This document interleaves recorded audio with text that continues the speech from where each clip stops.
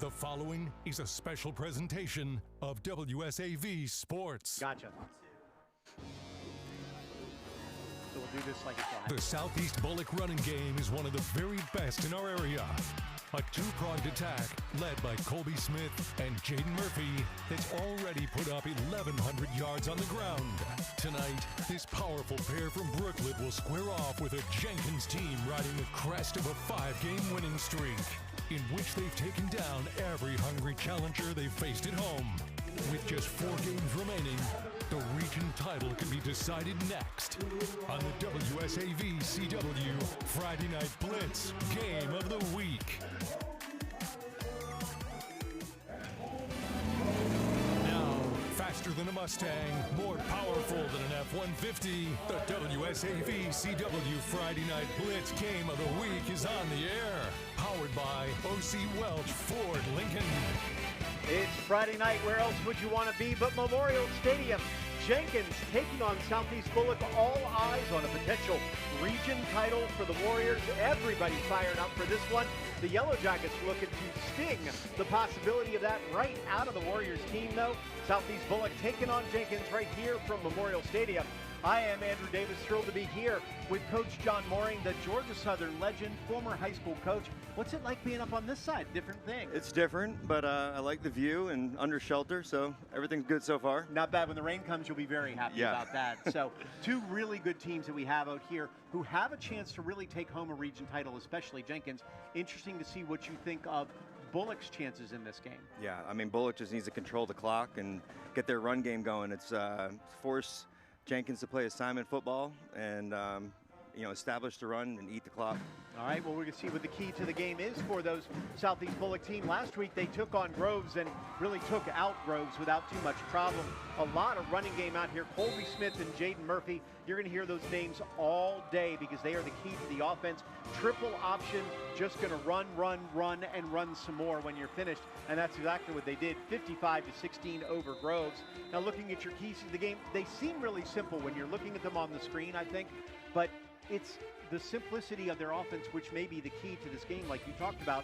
Own the line, but run the ball. Yeah, they're happy just getting 3 yards in a cloud of dust and working their way down the field and just chipping away at you and wear you down, and hopefully by the 4th quarter they can start breaking some long runs. And when you're saying play football better than ever, they need to play nearly perfect, they believe, to beat this Jenkins team.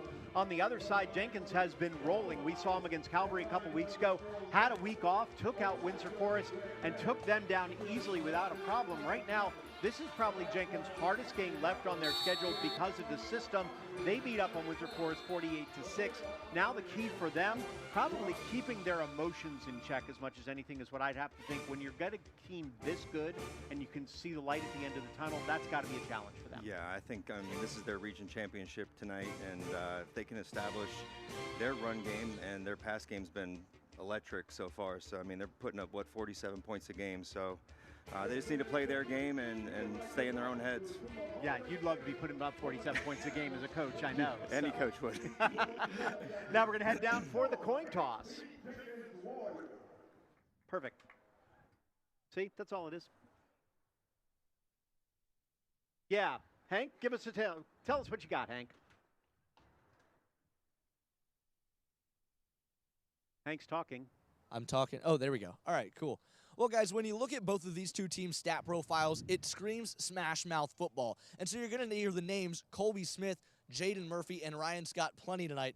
But let's show some love to the big boys in the trenches. And both of these teams possess SEC talent on their offensive lines. For Southeast Bulloch, it's number 72, Bear Fretwell, playing the left tackle position and standing 6'7" at 300 pounds. Head coach Jared Zito said that he's become a real leader of this team, and what makes him so special is his speed and athleticism, especially for being as large as he is. Fretwell is committed to Alabama, made that decision a few months ago. But on the other side for Jenkins, it's center Cameron Thompson, the future Mississippi State Bulldog. Thompson will play both center and guard tonight, and head coach Tony Welch said that he's become one of the main catalysts for this Jenkins offense. So it's clear in talking to both coaches, they each have the same goal, run the ball effectively. The only question that remains is which of these teams is going to be the most successful in doing so tonight. Yeah, just couldn't get them to stay. Thanks. Good job, Hank. Thank you.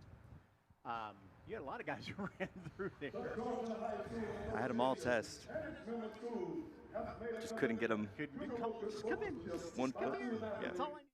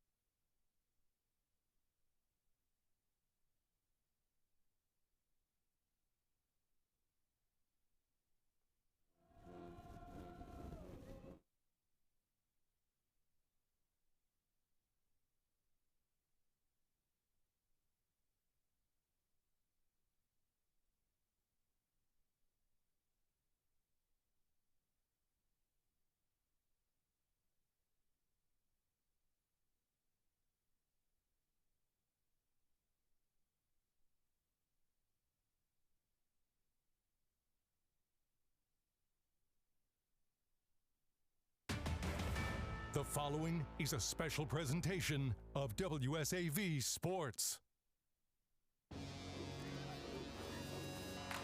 The Southeast Bulloch running game is one of the very best in our area. A two-pronged attack led by Colby Smith and Jaden Murphy that's already put up 1,100 yards on the ground. Tonight, this powerful pair from Brooklet will square off with a Jenkins team riding the crest of a 5-game winning streak, in which they've taken down every hungry challenger they've faced at home.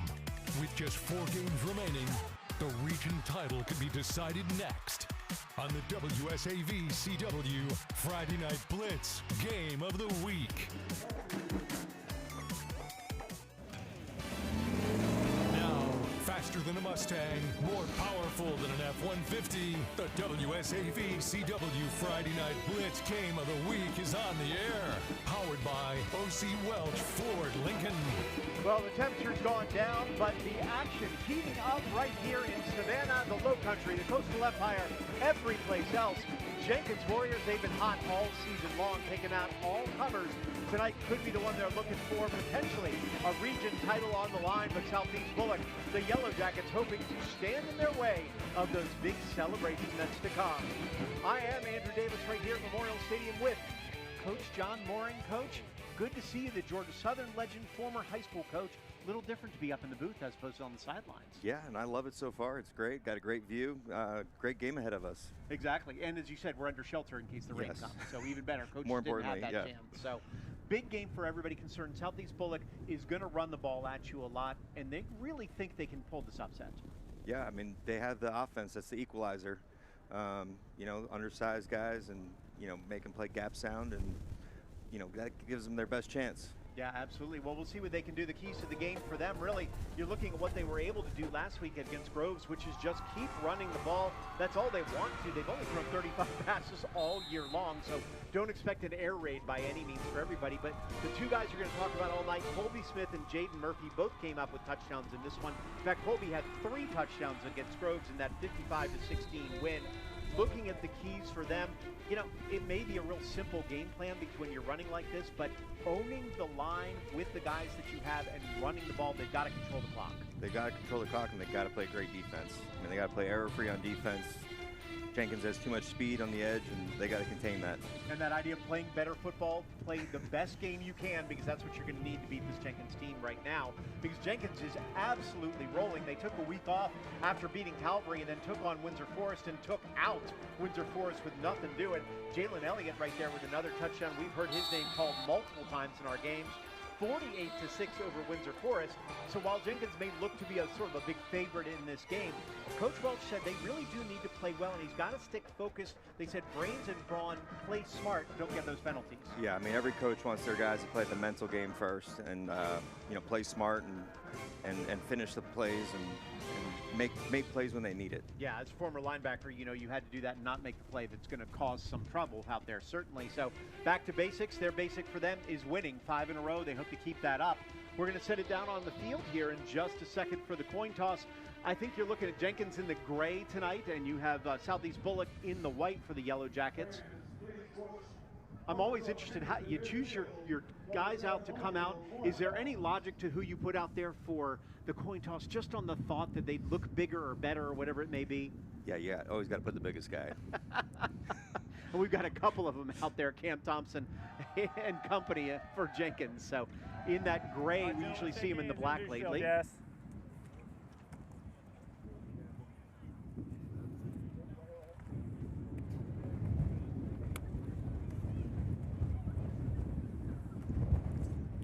All right, gentlemen, I just want to congratulate you guys on being selected for captains for tonight's game. We just accomplished the first thing, and that was good sportsmanship. Can we play that for the rest of the night tonight, guys?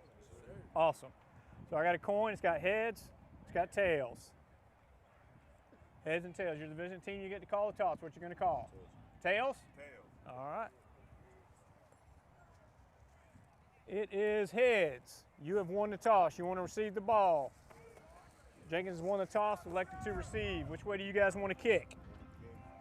You want to kick? Put your back, face this goal line down here. We're going to face this goal line right here. We're going to have Great receiving down here on this end, guys. Let's shake hands, bring our teams out ready to play. Michael Street, your referee. Coach Welch talked to us before the game. Johnson said he wants to start fast. He wants the ball. Yeah, you can see when they took the ball and they want to go down and score and make them play from behind. Interesting to see because a lot of times you'll delay that until the second half. The logic behind this is simply we want to get our offense out and put them behind the sticks to go ahead and put 7 on the board. Yeah, they want to get their speed on the field and see if they can hang. All right, send it down to a third member of our team, Hank Tatum, right down on the field. Hank? Well, guys, when we look at the stat profiles for these two teams, it looks like we're in for some smash mouth football. And you'll hear the names Jaden Murphy, Colby Smith, and Ryan Scott plenty tonight. But let's show some love to the big boys in the trenches because both of these teams have SEC talent on their offensive lines. For Southeast Bulloch, it's number 72, Bear Fretwell. The 3-star recently committed to Alabama, and he stands 6'7", 300 pounds. Head coach Jared Zito said what makes him special, though, is his speed and athleticism, the ability to move even though he's that large. And he's become a real leader for this unit as well. But for Jenkins, it's big number 58, Cameron Thompson, who's the future Mississippi State Bulldog. Thompson's going to play a little bit of center and guard tonight, head coach Tony Welch said. But he's become a big catalyst for this Jenkins offense that wants to match what Bulloch can do on the ground. So it's clear the goal for both these teams tonight is to run the ball effectively. The only question that remains is who's going to be the most effective at doing it tonight. Hank, great job out there. Not every day we get to spotlight the offensive linemen. Always nice to see the big boys out there. So when you're looking at this, we were just talking about the wind is really picking up out there too. That will affect any sort of passing game. Yeah, that'll definitely affect Jenkins' passing game. Plays to Southeast Bulloch's favor on that one. Southeast Bulloch doesn't have a passing game really, so. But it'll be interesting to see. We talked to Coach in advance. He wouldn't let on, but my guess would be Colby Zito's thrown no more than 9 passes in a game. If they win this, does he have to throw more, do you think? Maybe. We'll see. Non-committal of a coach. They don't want to throw. They want to run the ball. But it'd be interesting to see if they have to mix it up a little bit because Jenkins' line is so large. You talked about that too, one of the biggest out there. Do they have to mix it up a little bit more to keep them off balance? I don't know. That might get away from their game plan. I think they would try to maybe steal a possession with a fake punt or onside kick or something like that. You always had a couple of those in your bag. Got to. Huh? Well, Southeast Bulloch will go ahead and kick this one off to start this off, and Jenkins is back with two men deep. Oh. They're going to go short. You said they had to have a trick play.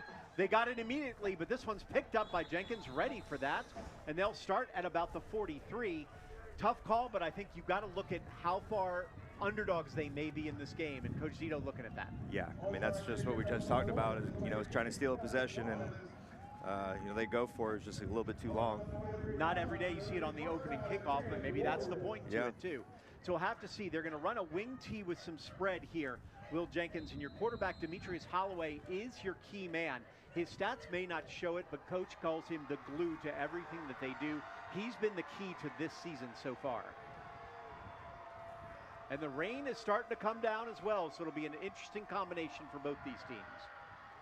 Holloway's going to run it himself. He's going to go no place fast. In fact, he's going to lose 2. That almost looked like a busted play. It did not look good. You're absolutely right. That's a big play by Carter Horton, I believe, the defensive lineman. And that'll be 2nd and 12. So now you got some rain, you got some wind. It's going to throw Jenkins off a little bit. They have a lot of different guys they can get to, but those screen passes maybe that they'd want to throw to get him in open space may be more tough. Yeah, they're going to have to see what they can get the ball out in space.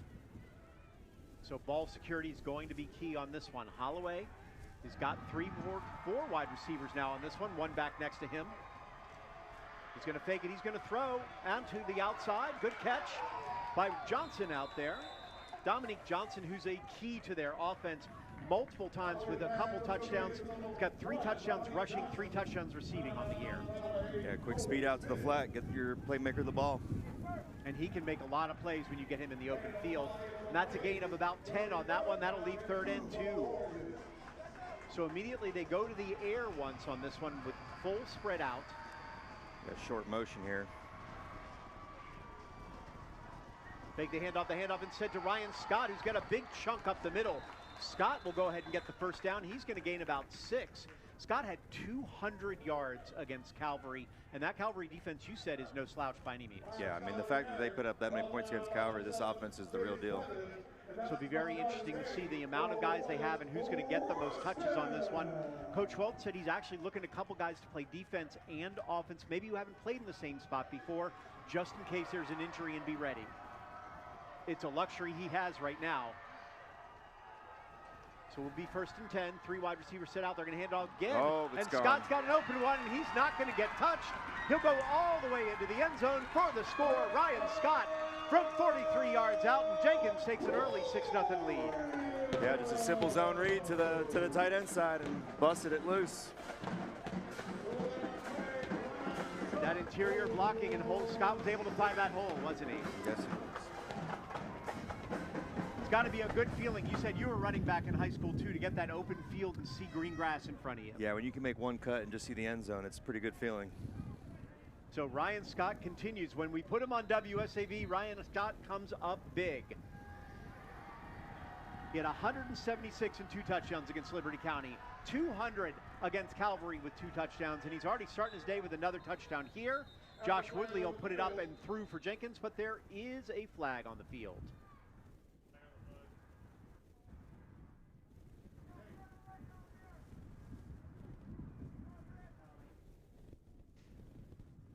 See what the refs have to say about this one. Clock blocking over here. Hey, Coach! He said we can't walk on line. You never can. Coach Welch does not look happy with whatever was decided there, which you got to think it's against him. Josh Woodley's been a difference maker for them on the kicking side of games. Had a very good game, 32 of 33 from extra points and also 1 field goal. But the kickoffs, when we see coming up, maybe the biggest thing. High school football now, if you can kick into the end zone, that's a weapon in its own self, isn't it? Yeah, that's a game changer. I mean, you're setting your defense up pretty well every time. So Woodley's going to be 5 yards back on this one. It's going to be a little bit longer extra point.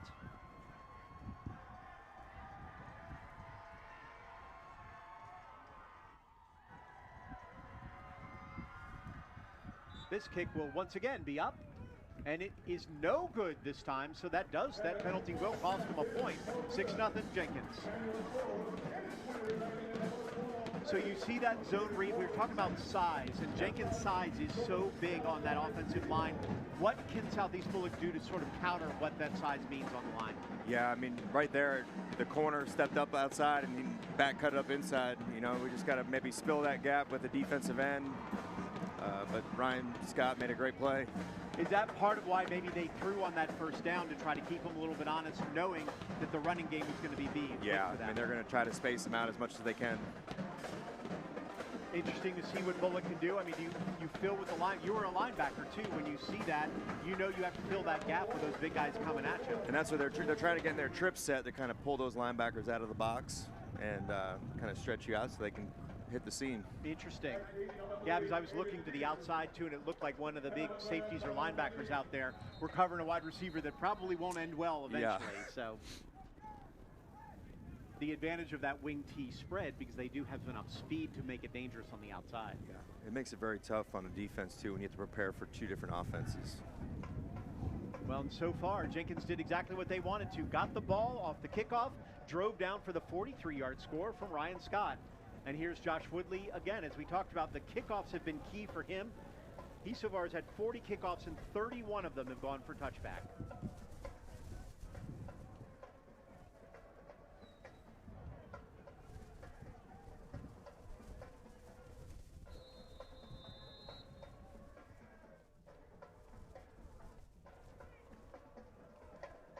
And this one will go all the way back. It will not be touchback. In fact, that's going to go out of bounds. So a couple mental mistakes.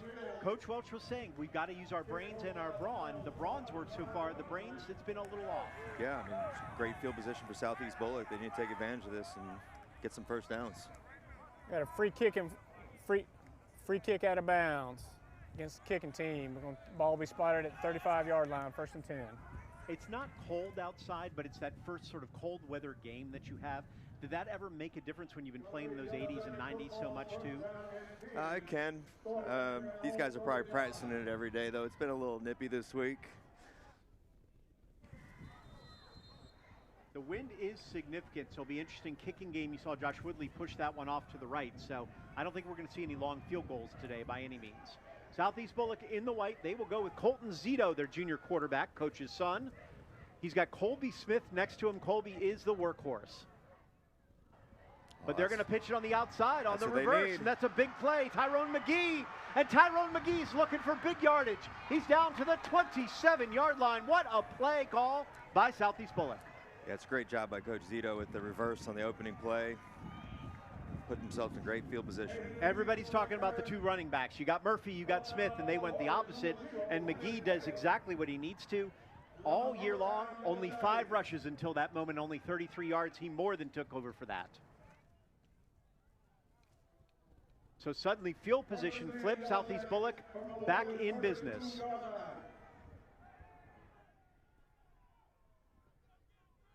"14 seconds on the clock. A little bit of confusion out there. So Colby Smith, Jaden Murphy in the backfield. Those are their 2 workhorses. They hand off to Murphy this time. He's going to get full. Nope. Breaks 1, maybe 2 tackles, and then about 3 guys come up on Jenkins to stuff him up the middle.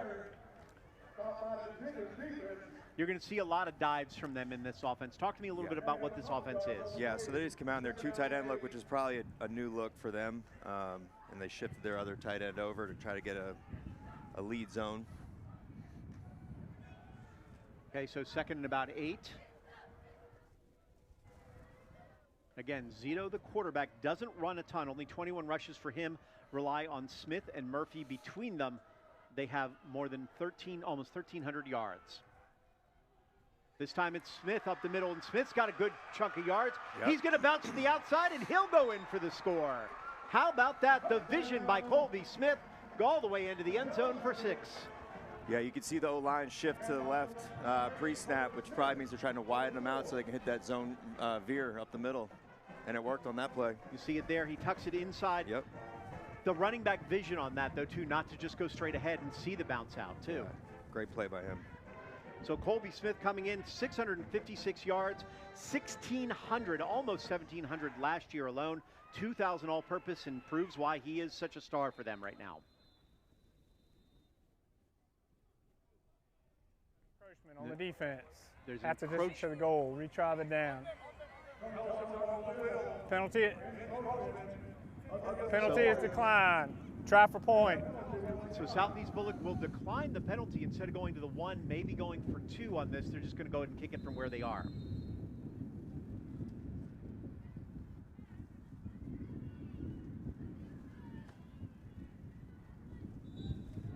Kick is up, and it is good, so they're actually going to take a 7-6 lead here for Southeast Bulloch. 8:43 left in the first quarter. Well, we promised explosiveness. We've got it right here. We'll come back and see how Jenkins responds next on the Friday Night Blitz Game of the Week.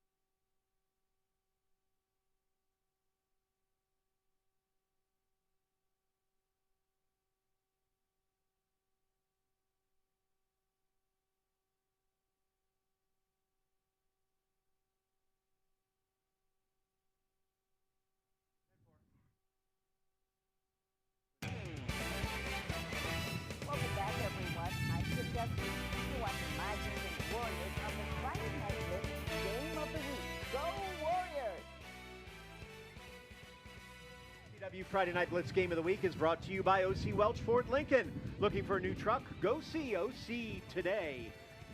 Andrew Davis here with Coach John Mooring, and 2 drives, 2 touchdowns so far Coach, you were talking about it. When you go back to the touchdown that just happened by Colby Smith, you noticed immediately what they're looking to do in an offense that may be undersized, but they have their techniques down. Yeah, they did a little check with me to the sideline, and you could see the O-line to the left side just shift a little bit wider to widen the D lineman, and they hit him with a little midline read right up the middle. And technique's going to have to be key with the size of Jenkins on that line. So here we are, 7-6 now, Southeast Bulloch. Jenkins came down at a 43-yard touchdown run, missed the extra point. Southeast Bulloch comes with a beautiful reverse, which set up a short touchdown by Colby Smith, and it's 7-6. Bulloch will kick off deep. It'll go all the way into the end zone for the touchback, which is not every day for Bulloch. That's good news because there's a lot of speed back there. It's about as good a start for Southeast Bulloch as they could want outside of the long explosive run. He said you wanted a perfect start, and that's exactly what they got on this one. So good kickoff there, and Bulloch's defense now going to be in play. So how do you counter? You said they're spreading them out, so they're forcing some of these linebackers that would stop the run on the inside to play these wide receivers instead. Yeah. What's the answer on the defensive side? You can see right here they're jumping back into their wing T stuff, so you want to look for number 1 on the counter. There it is. And there it is. You called it, Dominique Johnson. That is not Johnson, that's Kamari Wright. And Kamari Wright will go up past the 40 to the 48-yard line. So you called the counter, different guy, same idea. That's what they want to get. You know, they want to establish, get your eyes looking one way and hit you with the counter the other way. It's one of their favorite plays out of the wing T set. How much more effective is that after what Ryan Scott did on that down too, when the touchdown? I mean, it's just good that they're getting into their wing T stuff to see what they can stop. And you'd think Southeast Bulloch is made to stop the wing T as opposed to the spread, but when you're mixing it up like they are. There's Holloway, he's going to hand it up the middle, and again, Ryan Scott. Scott's going to get, we'll say 8 by the time he's pulled down for the tackle. So it's dive or cut or counter. Yeah, so that was their trap play. Try to influence you with the backside back and hit you right up the middle with the fullback. Pretty effective 7-yard run. And maybe they were trying to milk some clock too because they see how potent this Southeast Bulloch offense may be. Yeah. So Demetrius Holloway again at quarterback, 2 running backs in that wing T formation. The handoff again to Ryan Scott. Scott's already got a touchdown. He's got another first down right here. That's a gain of 10. Yeah, that was their weak side lead zone. The interior of the line, Cam Thompson, the guys they have in the guards and centers especially are really doing damage as there's a player down on this one.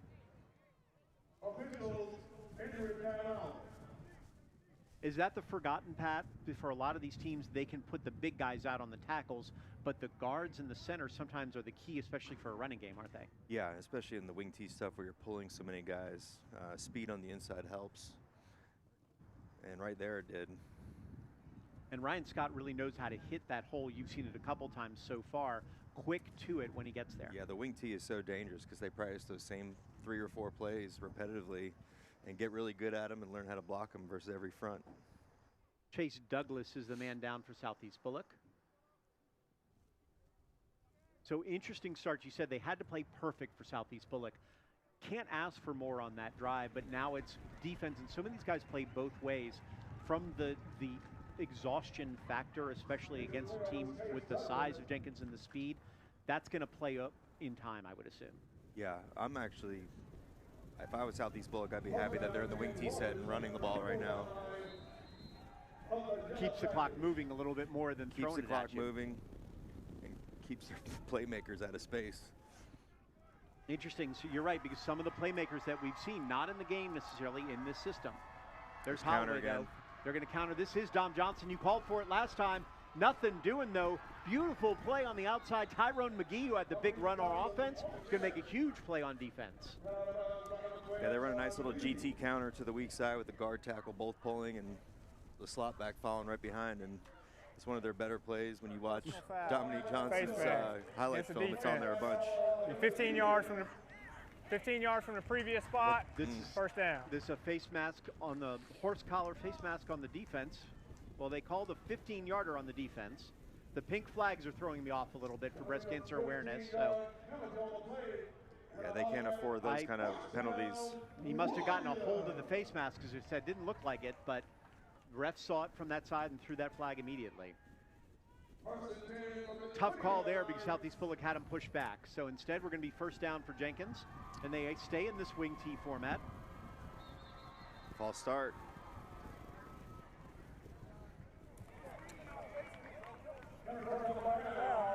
That's an underrated part of the game, I think, too, is trying to either draw them off or making sure your guys hold their water the whole time. Yeah. I don't know if that might just been an error on their guard. So we'll be first and 15 now from the 25-yard line for Jenkins in the gray, down 7-6. There it is. There's a handoff again to Ryan Scott. He's going to get big yardage, about the 6-7 yards on that one. Good run for him. Yeah, that's their lead zone week again. You can tell it's coming because that off back is further ahead than the fullback. Well, the fullback is that's how it's coming. Colby Smith, the running back with the tackle. He's playing a lot on defense. He's got a ton of tackles on the year, too. Important member of that defense. 17 tackles and 2 picks already. They're going to give it to Scott again. For the first time, Scott's pretty much bottled up. He gets 1, maybe 2 on that one. A host of tacklers in on that for Southeast. Yeah, they're setting something up. They had Dominique Johnson over here in the off back. They're going to get him on the edge soon. The counter is so effective. They use that a lot from either side, too, with the speed they have, don't they? Yeah.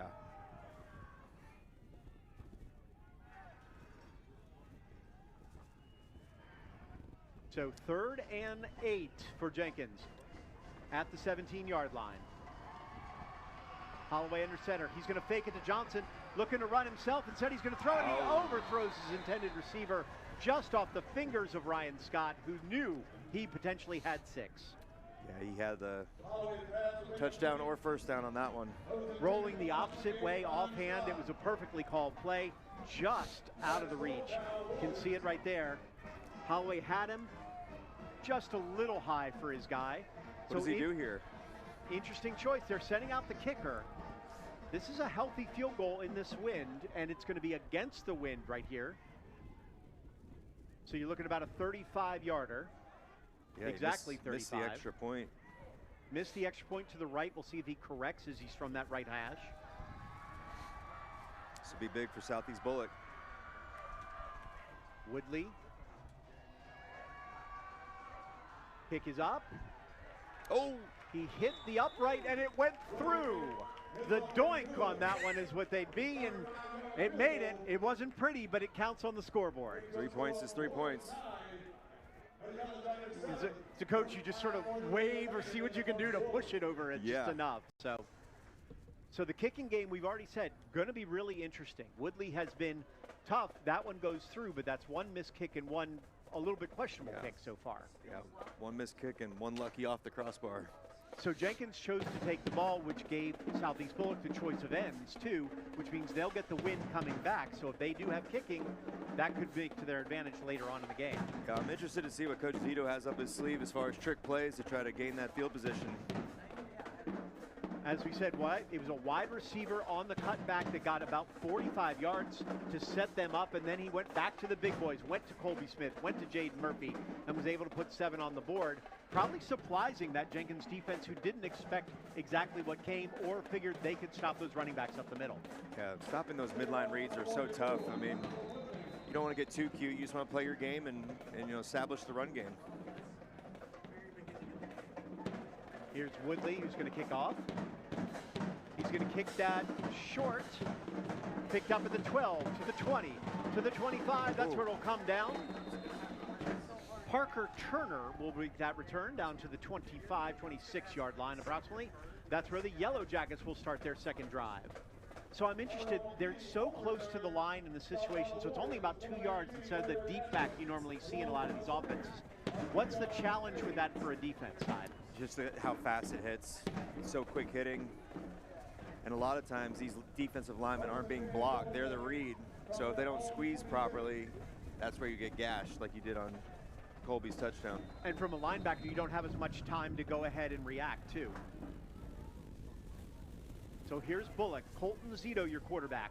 He's going to take it and hand it off up the middle to Murphy on that one, Jaden Murphy. And Murphy will get 5, maybe 6 as you look at the starters for the Yellow Jackets. Murphy, 633 yards rushing on the year, 8 touchdowns for this team. Had 144 against Statesboro was his biggest game so far. Interesting, they're very similar backs, but they both have their own skill set. Yeah, different skill set, same stats. So it looks like they're trying to feed them both equally. And you're right, 50 rushes for Murphy, 67 for Colby Smith. So they're pretty even on this. And if you look, nobody else has even close to the numbers that they do. 2nd and 4. Zito hands it off this time to Smith. Smith will dive forward. He should get the first down for 4. Second effort makes a big difference. This is playing right into their game plan. So far, I've been impressed with Colby Smith's vision, but also his drive, leg drive that he's got out there. Yeah, looks like a big, strong kid. I mean, he was hit at the line of scrimmage there and still continued to get 3 yards. You always say, why does the weight room make a difference? It's things like that, right? Exactly.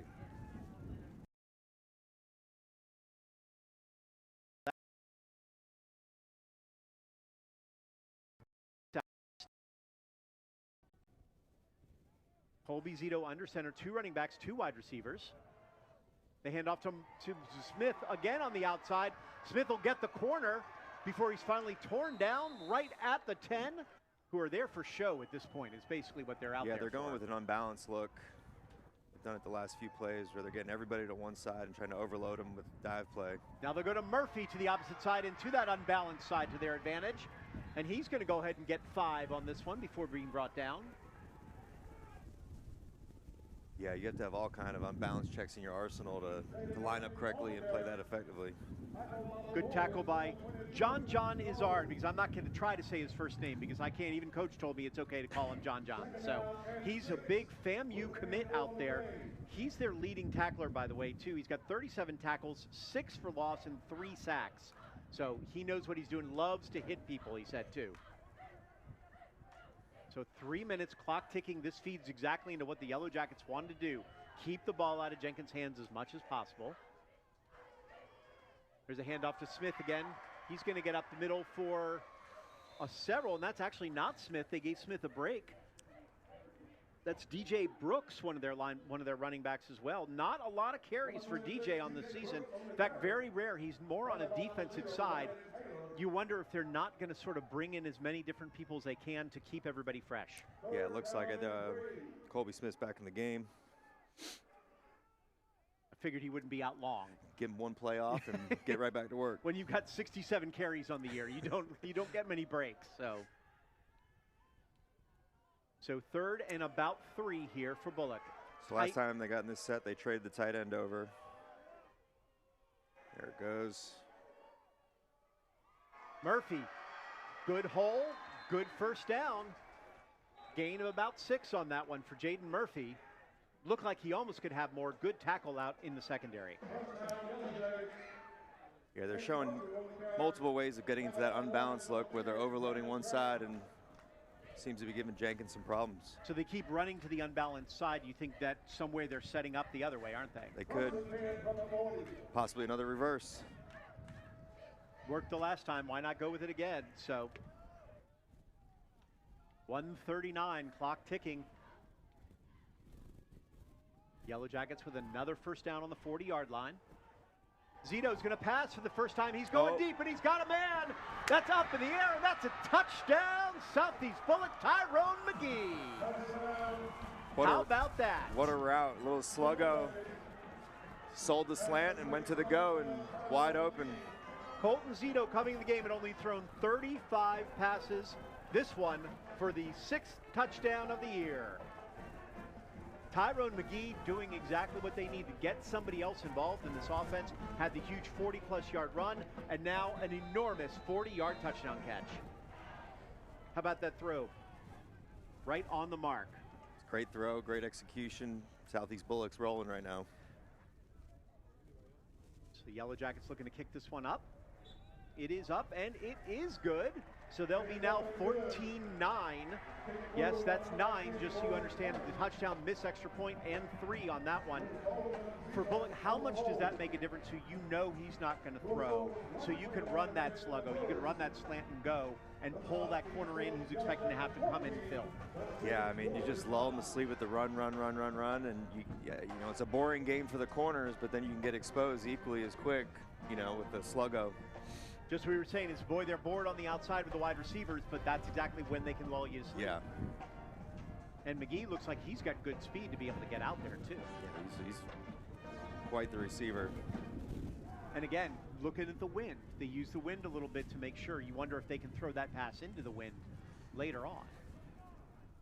So Colby Zito with the 40-yard touchdown. And yes, Southeast Bulloch, who a lot of people may have counted out walking into this game, have proven they've got more than enough to play with this Jenkins Warriors team.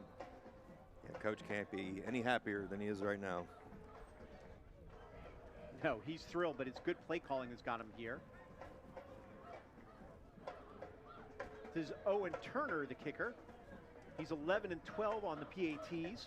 Only 2 touchbacks, but he had one earlier on. So everybody a little fired up for this game. This one's going to be on the ground. Picked up on a hop at the 15. That's Johnson. Johnson will get it down to the 25. He broke a tackle. Don't want to see him out in the open field if you're a Yellow Jacket fan. He's going to get all the way up to the 38, maybe the 39-yard line. Yeah, as a coach, every time that kid has the ball in his hand, you hold your breath. Coach Welch was talking about him, saying he's got speed, he's got the talent out there. The size is the difference. He's maybe 5'8", 5'9", so a lot of colleges aren't looking at him right now. As a coach, too, you saw that. So tough now with the portal and with everything going on that some of these kids may fall through the cracks that otherwise would get normal scholarships. Yeah, recruiting in general is hard. And then when you're undersized, you know, you just got to find somebody where you're the right fit. And it might be starting at a D2 and then working your way up. 1:09 here in the first quarter. They hand off to the outside. And again, this is Jalen Elliott. Elliott out past the 50 to the 49. He's going to come up a little bit injured on that one. Hopefully he's okay. Just got a little roughed up. Elliott's been hurt. He had a shoulder injury for the first couple games. Scored 2 touchdowns in the first game. Took 3 that he really didn't play. Came back and has had 2 touchdowns in 2 more games since then. He's a key cog to this offense. Yeah, him and Johnson look like bookends. They both have the same build, the same speed, and the same talent. Kamari Wright just in the game there has played very well himself in limited action. He's got 3 touchdowns on 21 carries so far. There's Holloway. He's going to hand it off to Scott. Scott, there's going to be a flag there, probably a hold. Scott's going to go ahead and get 13-14. We'll see what the call is. I looked, it came from about the... 58. You can hear it right there. Got a hold. 10 yards from the previous spot. You learn where the flag comes from, too. Once you see that where the flag comes from, you generally know where the holding comes in. It's interesting that they're sticking with the wing T stuff. And the wind down there must be as bad as it is up here. Maybe it is big, because Holloway does not have the biggest arm. He's got an accurate arm, but not the biggest one, so it'll be interesting to see. They like those screens that go way out to the sides to try to get their guys in space, so it may affect that. Can you get enamored with a certain style of offense, too, when you have so many weapons like this, too? Yeah, it's kind of fun when you have guys at every spot. Here's your counter again. They will. They'll counter to Dom Johnson. Dominique Johnson, he's going to get about 4 on that one. But with so many options that he has over there, Coach Welch, do you end up with the idea that he's getting enamored with, I'm going to play wing T and I can beat him playing wing T, as opposed to going, maybe I need to spread him out more? Yeah, I mean, I don't really know what his game plan is right now, because maybe he wants to run the clock and keep Bulloch Academy off, or Southeast Bulloch off the field. 2nd down and 14. Because I know as a coach you're salivating right now looking, what could I do if I had all these athletes on the field at one time? So it's a nice problem to have. Holloway in the shotgun with 4 wides this time. He's going to toss it out to the side to Dominique Johnson, but nothing doing. Huge play. Excellent stop by Jaden Murphy, no, Colby Smith, both of them out there. Heck of a stop. We're going to give that to Colby Smith in space. So far, a little bit of a surprise out here at Memorial Stadium. The bomb to Tyrone McGee put Southeast Bulloch, the Yellow Jackets, with a lead at the end of the first quarter, 14-9 over Jenkins. We'll see how they respond coming up in the second quarter on the Friday Night Blitz Game of the Week.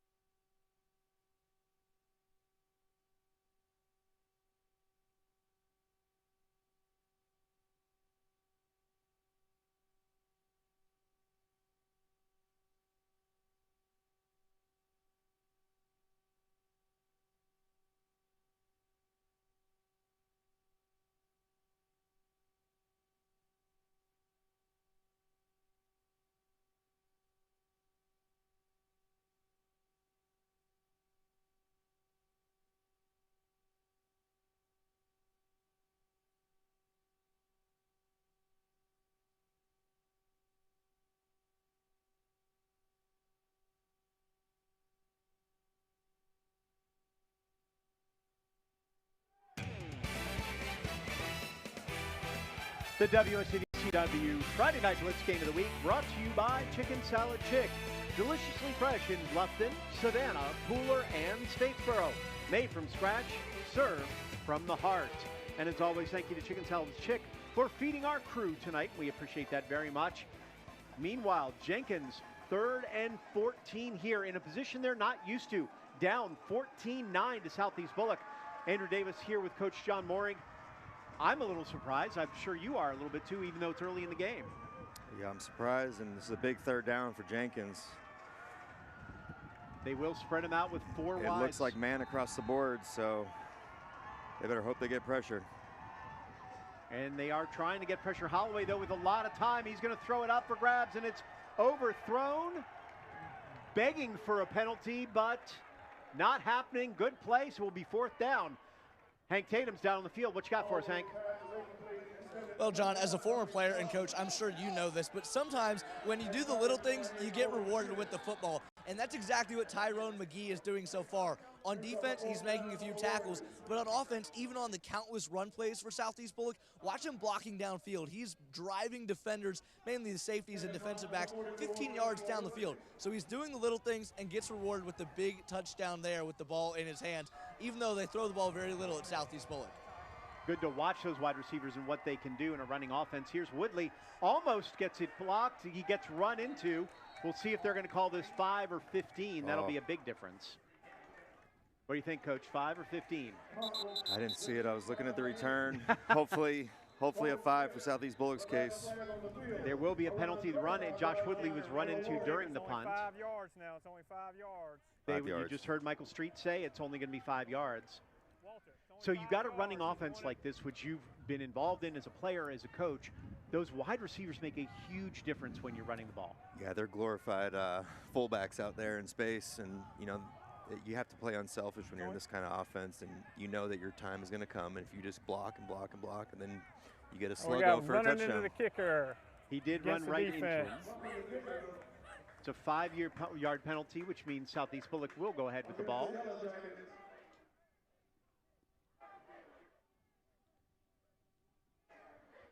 Well,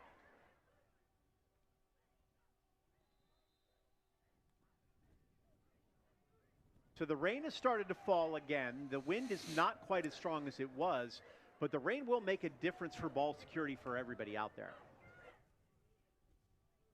The only thing I noticed here that would be a negative for Southeast Bulloch is they had 9 fumbles this year. But I guess when you run the ball that much too, that's almost to be expected. Yeah, and there's so many exchange and zone. It makes it a little bit more difficult. But still 9 is high. 9's high.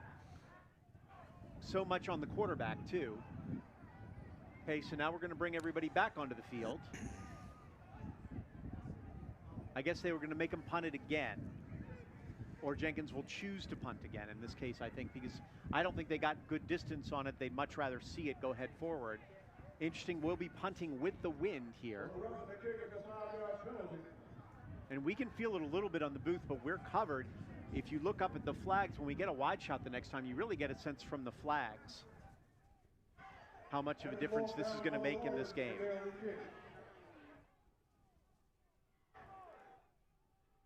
So still 4th down.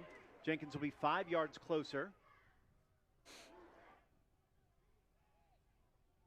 Getting everybody back, lined back up, get it together here. So yeah, they're changing their punt formation. It's very spread out. Interesting.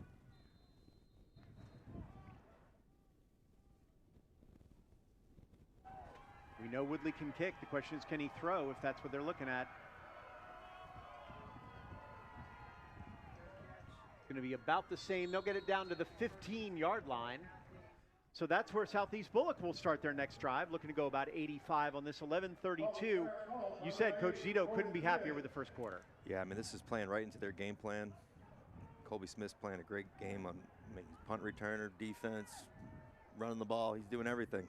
How much relies on the quarterback? In this case, Colton Zito has done a good job. He may not get that many carries. He may not do that much, but he's so key to that offense. Yeah, he's the distributor. You know, he's got to make this whole thing run. He's got to make the checks at the line and make sure that we don't fumble the snap and fumble the exchange. And already had a 40-yard touchdown pass on to boot on that, so he's not just managing this. He's done a good job. They're back in their unbalanced set.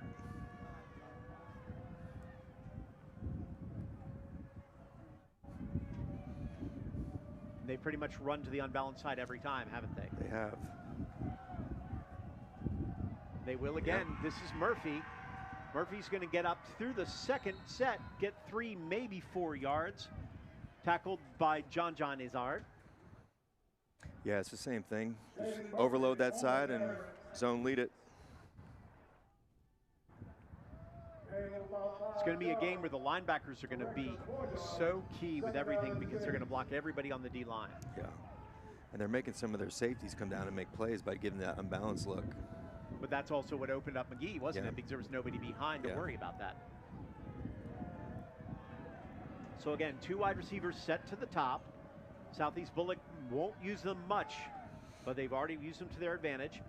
There's the handoff up the middle on this one. They're claiming fumble. We just talked about ball security. We'll see what happens. Jenkins says they have the ball.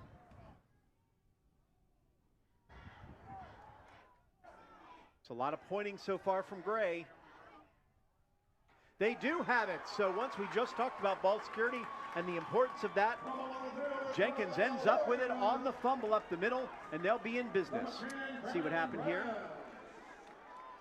It was on the exchange, and you could see ball on the ground. Trying to get it to Murphy on the quick toss. That's what you can't have. That has been a problem. We said 9 fumbles, now 10 fumbles on the year. And perfect game that they need to play. These are the kind of things that can't happen because now Jenkins in business after stopping them. 24-yard line. It's where the Warriors will start. Again in that wing T, tight formation.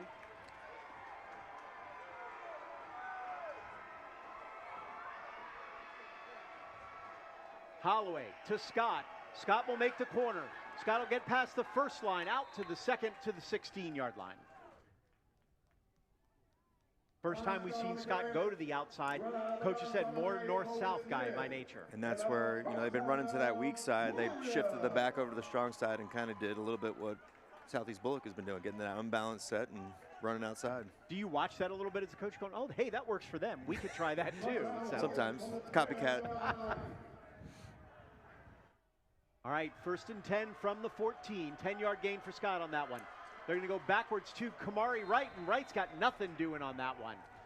Fell into a big pile of people. Back to their counter play. That's worked wonders for them all year long.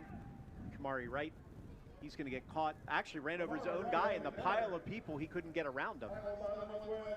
Now I'll be interested. We saw Jalen Elliott go out earlier. Wright is in the position that Elliott would have been.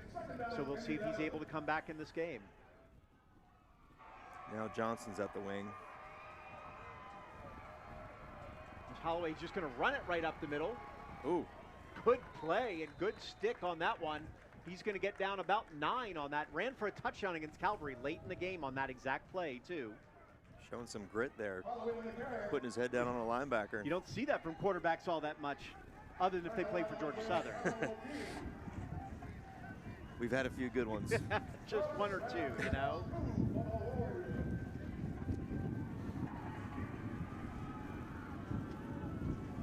So it'll be 3rd and 1, 3rd and 2. Here's the handoff on the outside to Dom Johnson. No, he's going to get the first down, but it will be short of the end zone. But it will be a first down. Was not able to hold his footing. That is not the guy you want in open field. Nope, and he proved it again. Was able to get that corner. Didn't look like he had it. Be very careful. Almost fumbled that on the goal line, too. Stopped by DJ Brooks. QB sneak here.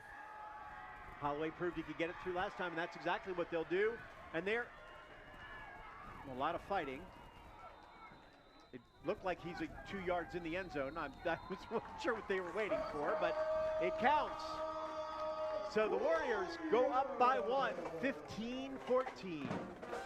On the quarterback sneak after the fumble, big turnover leads to a big touchdown. 8:36 left in the second quarter. Do you go ahead and go for 2 here and go up 3, or does that matter? Is it too early? I would say too early, but I would not be shocked if they did. Well, then don't be shocked, because they're up for going for 2. With the weather, you don't want to have to bank on your kicking game. Holloway handing it to Scott, and Scott's in easily for the 2-point conversion, so they will go up 3 on this one. So it'll be 17-14. Jenkins leading Southeast Bulloch. 8:36 left here in the second quarter. So you come back, you just talk to your running back and go, let it go. Talk to your quarterback, let it go, move on, next play. Yeah, you have to. I mean, those 2 are the whole offense, so he's got to be able to shake that off and then come deliver here and try to get some points before the half. Southeast Bulloch's still in great shape. Yeah, only down 3 right now, 8:36 with the ball. They can easily drive down and get the field ball after half. because they were driving before that fumble, too. Yeah. So we'll see what happens. That's what Coach Zito talked about. You know, you got to play a near perfect game, and that was their first big mistake. You can't have more than 1. No. You got to keep it going otherwise, because Jenkins will take advantage as they just did here. Boy, the weather really is going to play into this. Looking at the rain, the amount of rain that's coming down now, it's going to be a challenge for both teams probably to put this ball in the air much. I know it's hard to tell, too, but the wind is whipping. There's the kick by Woodley. That, no problem there with the wind taking that deep into the end zone. Yeah, you can see the rain's coming down sideways. And already, in this case, Southeast Bulloch going into that rain, because you really see those flags up at the top of the stadium to understand exactly how bad this wind is. We don't have the little tassels on the top of the goalpost. There's the flag right there. You can see it. So that's going to be a significant difference if this wind keeps up the way it is. Now, both teams want to run, and that's what they've done so far. Between them, we've seen 2 passes. Yeah, I was interested coming in how much Jenkins would run their wing T stuff, and a lot so far. It's been a lot, yeah.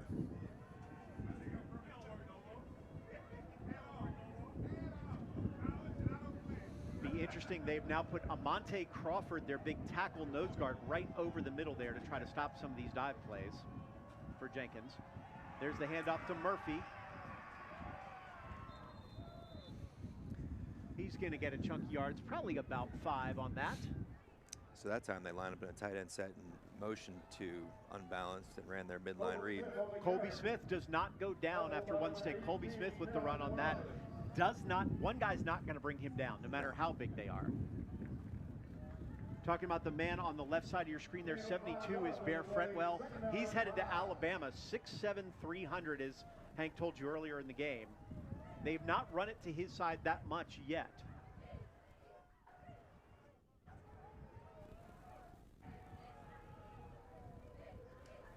There's Zito with the handoff again to Smith.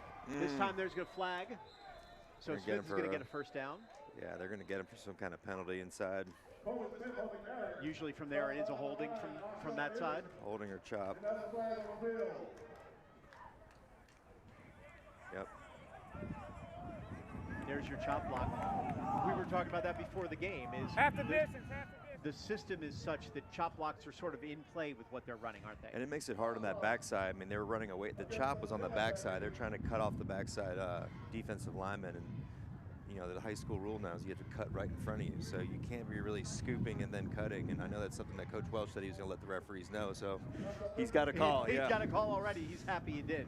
You saw the flags right there for the win. And now 2nd and 20 on this one. Colton Zito, your quarterback. Behind him, Colby Smith and Jaden Murphy, his big running backs. 2 wide receivers, 1 on each side. They're trying to eat clock here. Zito back to pass. He's going to throw a quick out to McGee again. McGee gets a block. He's up past the 15 to the 16-yard line. Dragged down by the corners. That's Brandon Brown, the linebacker on that one. Good play by him. Only a couple yards on that. A little sprint out throwback screen. Try to get your playmaker in space. They're able to make 1 man miss, but not 2. Also, Zito dropped way back to make that happen. Yeah, he was trying to get them all to go to him and then throw back and leak the line out to the left side. But when you have speed at the corner, it's tough to do those kind of things against too. this Jenkins defense. Jenkins has been mixing it up with their fronts, 5-man, 6-man fronts.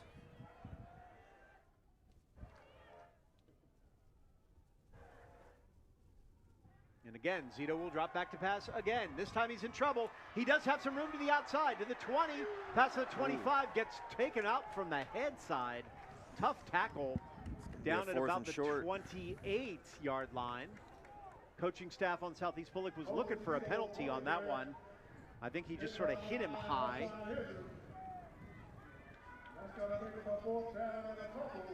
Clean hit, a little higher than maybe you like, but clean hit. Zito did a nice job in getting to the outside, almost getting the first down. And this becomes that situation. You're deep in your own territory. You can't go for this with the way it's set up, do you? Maybe try to draw them off with a freeze call a timeout and punt. But again, they're going against the wind. Maybe they just said, hey, this is a big game. Trust our 2 running backs. Oh, I thought they got the jump. They didn't get the call. Man. It looked like he jumped on the outside. If you look right there, I was surprised they didn't call that. I guess he didn't get all the way into the neutral zone. But you called it right. You call that, make the timeout happen. Yeah. 5 minutes left here in the 2nd quarter. And they almost got him. And they almost got it. So interesting to see what they'll decide here. Are they still going for it, or will they punt? 4th and 2, 5:35 left. Talk to me a little bit more about the chop block idea that you're saying. You used a few terms maybe that people don't know. So in the system, what are we doing? It looks like on the backside of their zone read or zone dive, they're trying to scoop that backside defensive end. Scoop means they're just trying to get in front of his face. And with the cutting rules now, you have to cut right and directly in front of you. You can't move and then cut. So that's what the split back veer, triple option have made their living on, is cut blocks.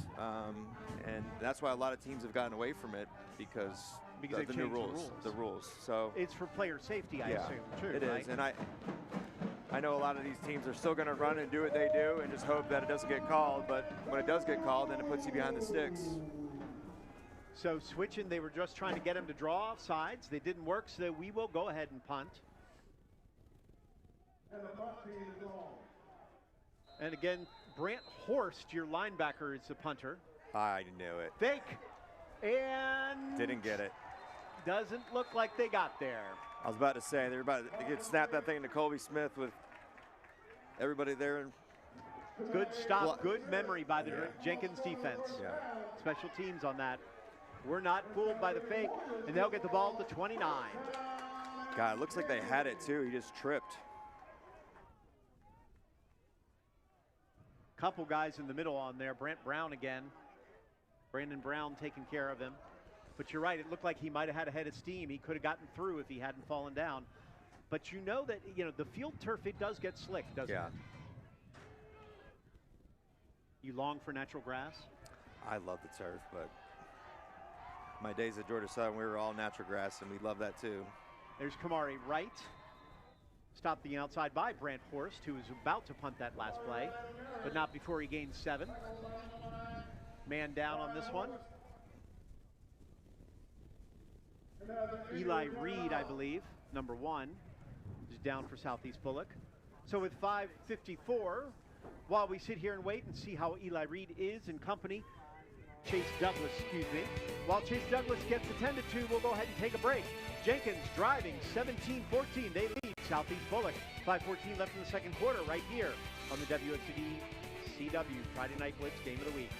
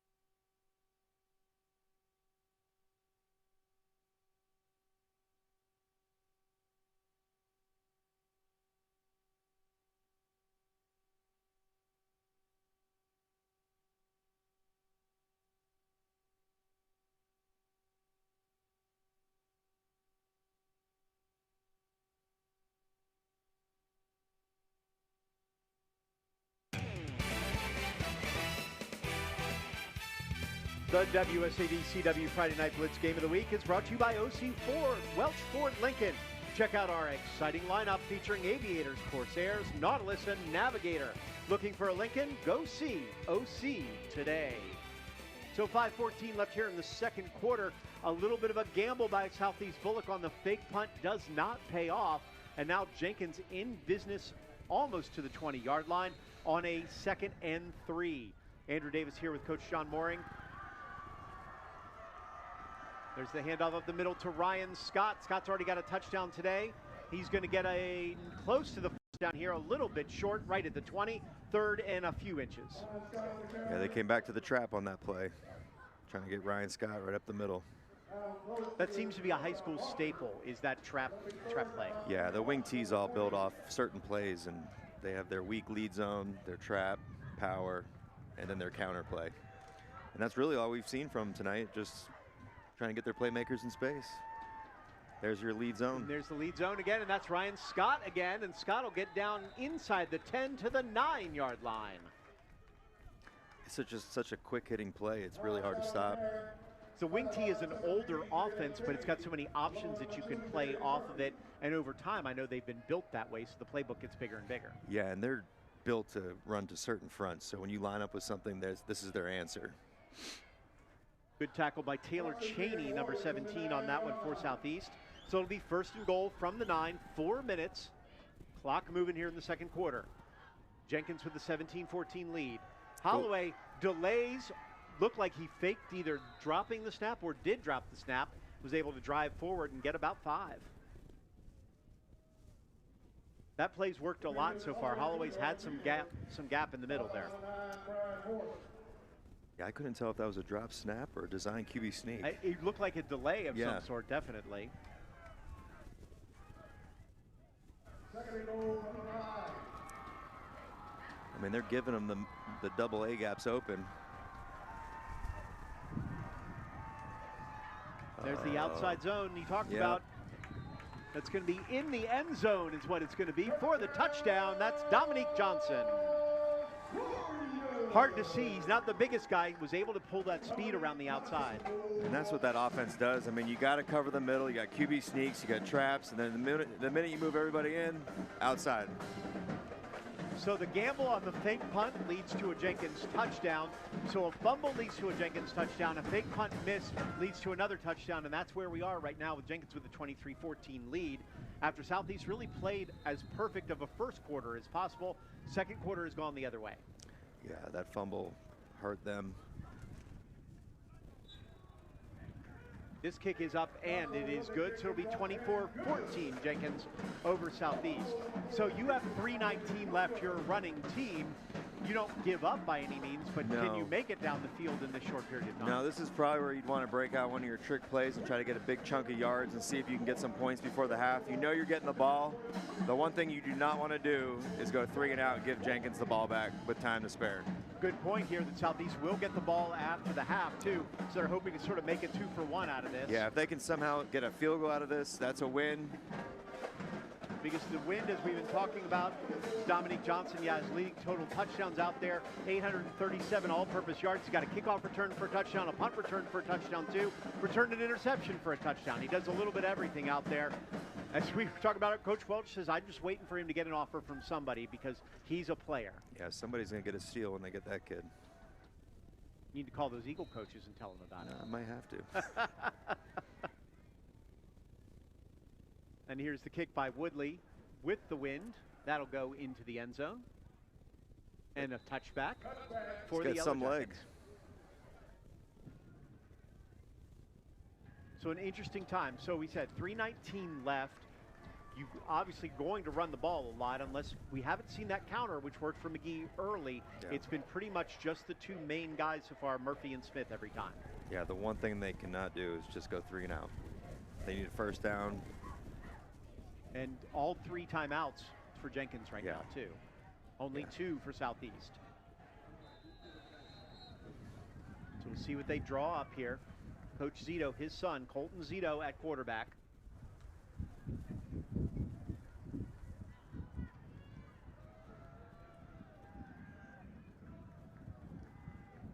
He's going to roll it out. It's going to be the pitch. Yes, you talked about a fake play. Here's the trick play back. Just underthrown into that wind. You wonder if that wouldn't have worked. They think they had something trying to go up top to Eli Reed from Tyrone McGee. I like the thought process, execution, not what they wanted. But you could see the backside cutback reverse guy was waiting for him, so Well, reverse would have been dead. But you also see that ball die into that wind, Yeah, too. the wind is too strong for that. I don't know if he had a step. It would have been interesting to see, but the ball had no chance to make it all the way to the receiver.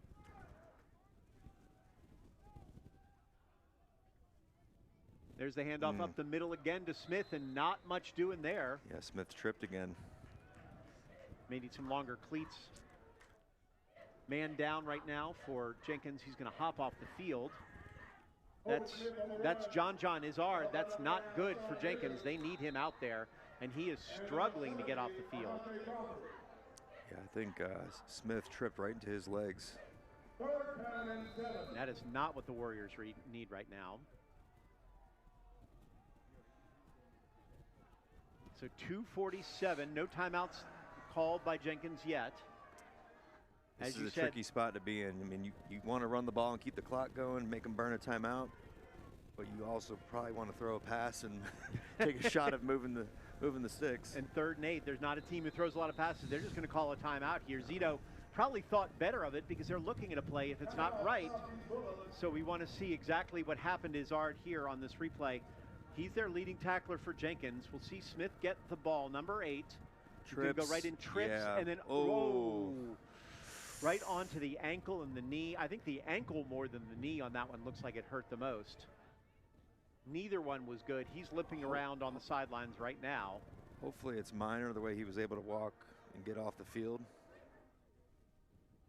Coach Welch doing a lot of yelling at the referees right now, I think, for whatever's going on.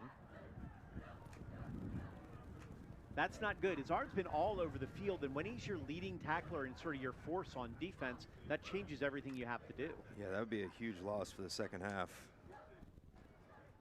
for that Jenkins defense. Especially, you know, you as a linebacker in college and such a good one at Georgia Southern too, you know, when you went off the field or when you had to lead that team, that was so important. So if your leader leaves, then that's going to change everything. Yeah, I mean, you got to stay out there and fight with your brothers, and, you know, them seeing you out there gives them hope.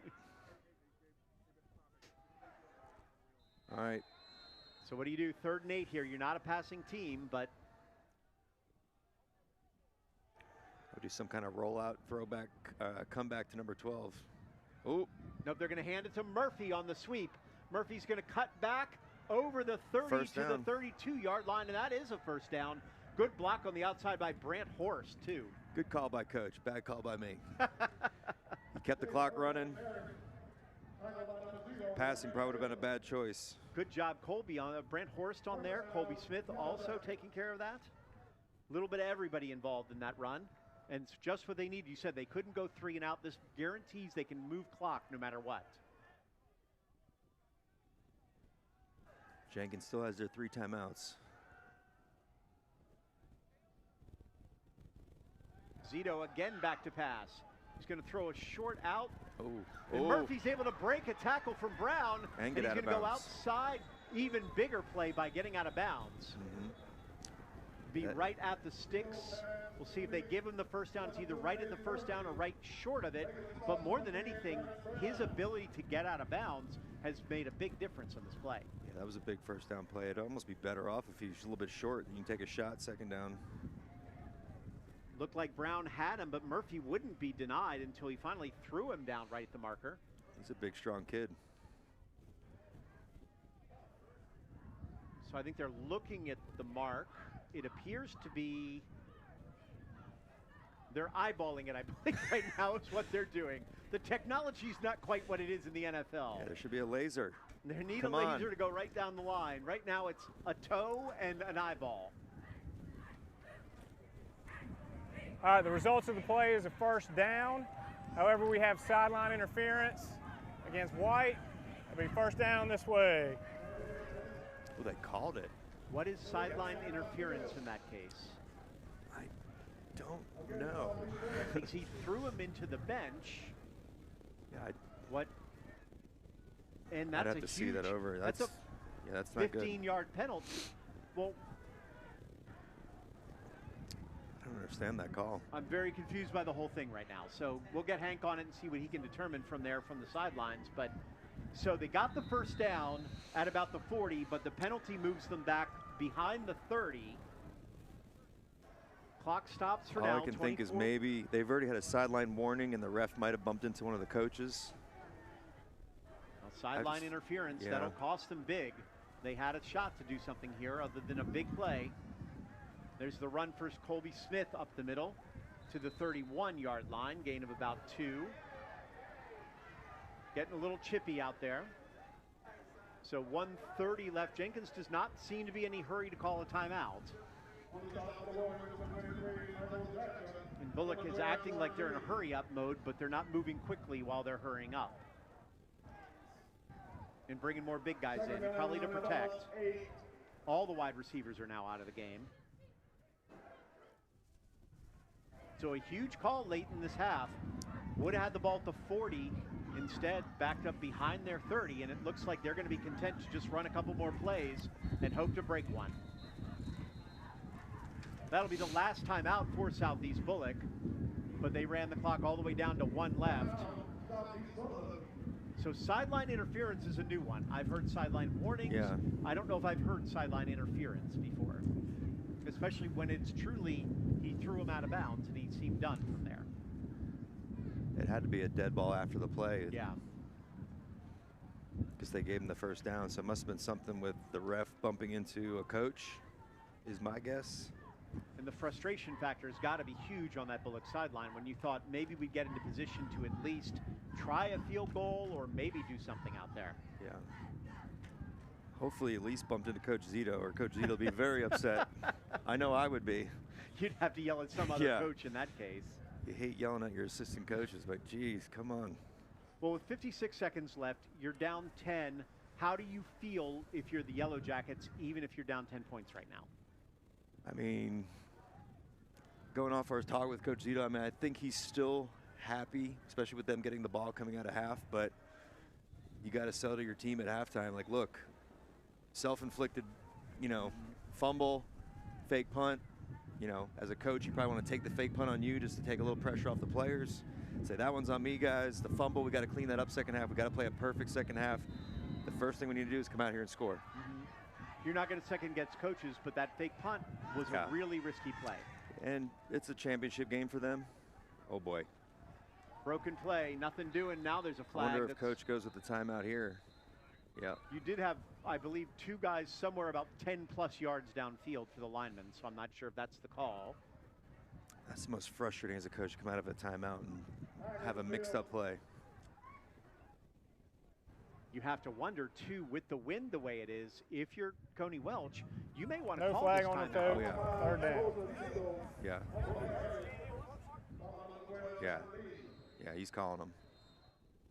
Well, suddenly So your that was mindset changes. Yeah, that was a perfect scenario for Coach Welch. I mean, you want to put him in a compromised position where hopefully it's a 3rd and short, and he's like, I don't want to risk it. I don't want to give them a clock stoppage.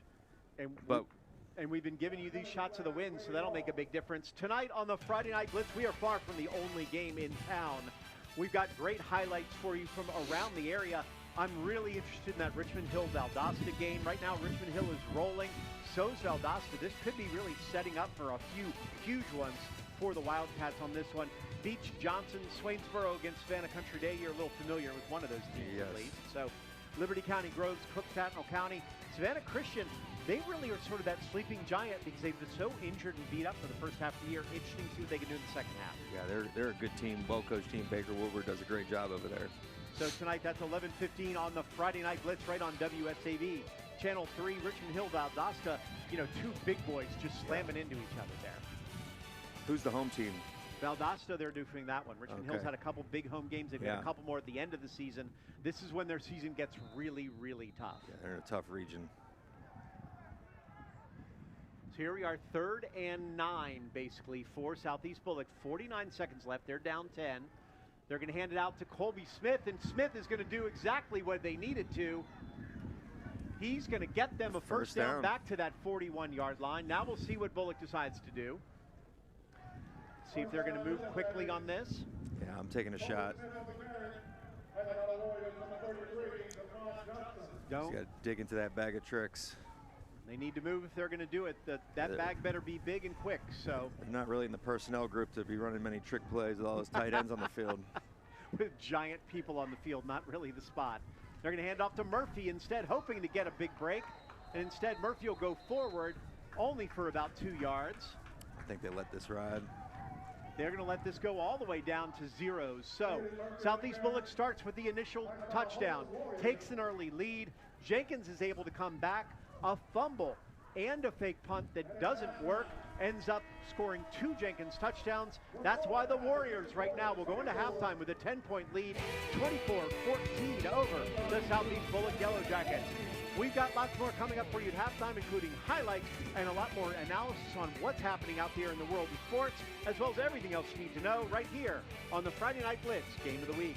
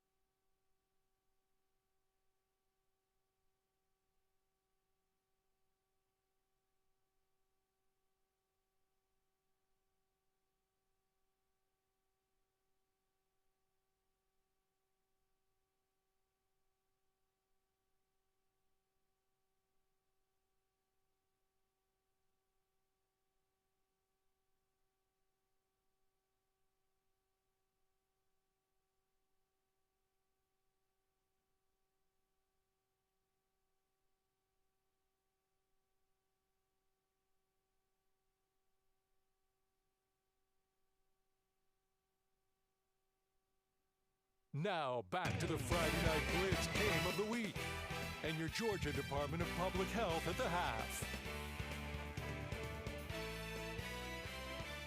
An up and down game so far, back and forth for both teams. Penalties, turnovers, and plays that are going to be people are going to question so far have made a difference right now. Southeast Bulloch started out fast.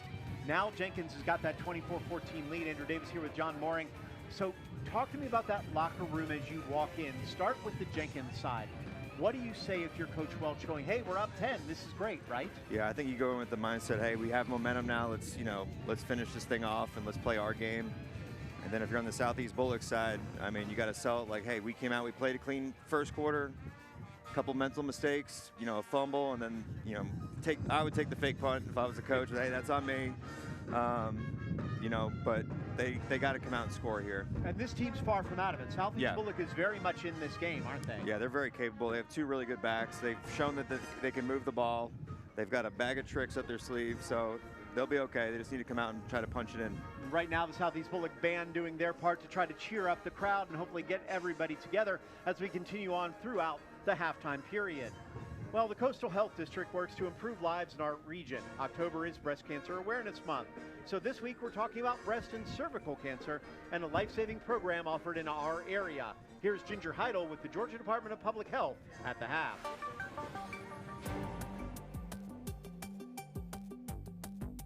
Thank you so much, Andrew. I am Ginger Heidel with the Coastal Health District, and tonight I am joined at the desk by Angela Hartley, who is a nurse practitioner and also the Director of Clinical Services for the Coastal Health District. Thank you so much for being here tonight. Thank you. It is October, which is Breast Cancer Awareness Month, and tonight I want to start by talking about those regular routine screenings. Why should someone go ahead and start getting those regular screenings even if they don't seem to be having an issue? It's important to go ahead and start screening mammograms even if you don't have an issue. The mammogram is able to pick up small breast cancers that you can't feel yet, you can't palpate yet, and the treatment may be less and usually have a better prognosis. So early is really key when it comes to detecting breast cancer. Early is much, much better. So with that in mind, when should the average woman start getting regular mammograms? Women should start screening mammograms at age 40. At age 40. And if you've got a history of breast cancer or special conditions, that's a moment to talk to your doctor about that, right? Right. If you have a strong family history of breast cancer or other type of cancers, then you can talk to your provider. There's some screening tools that can be used to see if you need to start screenings earlier or if you need to follow like a high-risk protocol. Okay, so if someone's watching this and they don't have health insurance coverage, they may think, well, this sounds great, but I can't afford to go get a mammogram because those are going to be expensive. But the district does have a program to help with that. Can you tell me a little about it? Right, we have a program, it's called the Breast and Cervical Cancer Prevention Program, and it funds women's mammograms as long as they're uninsured and they meet income requirements. It also, that same program also will cover their physical exam when they come into the health department with a clinical breast exam and a pap smear if they need it as well. So this program covers breast cancer screening but also cervical cancer screening. So let's talk about that for a moment. When should women begin getting screened for cervical cancer? Women should start getting pap smears when they are 21. When they're 21, okay. So if somebody is feeling a little anxiety about having this done, I've heard people say before, even people in my own family, like, I'd just rather not know. I just don't want to find out. What would you say to somebody who's having those feelings? It's very common for women to have those feelings. But if we can go ahead and know the result, even if the result is not a good result, even if it does show that you have cancer, we can tackle that cancer. We can go ahead and treat it early and hopefully have a much, much better outcome. So if it's going to happen, it's better to know early so that you can really get on top of it, because the treatments are getting better all the time to help women through this. And men can also get breast cancer too. So anytime you've got an issue like that, better to catch it early. Right. Okay, so if there's anyone who would like to find out more about how they can get involved with our program and these free screenings, what do they need to do? They just need to call their local health department. The staff at the health department can let them know if they qualify. There is an income requirement, and then it's for uninsured women or women who have very limited insurance. that doesn't cover these services would still qualify. So if they just call their local health department, then the staff can let them know if they qualify, and they can schedule them an appointment at whichever health department is most convenient for them. Okay, that's great information. Thank you so much, Angela. Thank I you. appreciate that.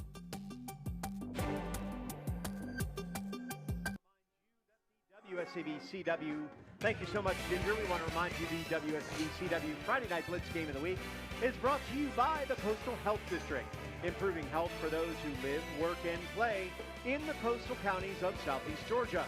Learn how the Georgia Department of Public Health can help at coastalhealthdistrict.org.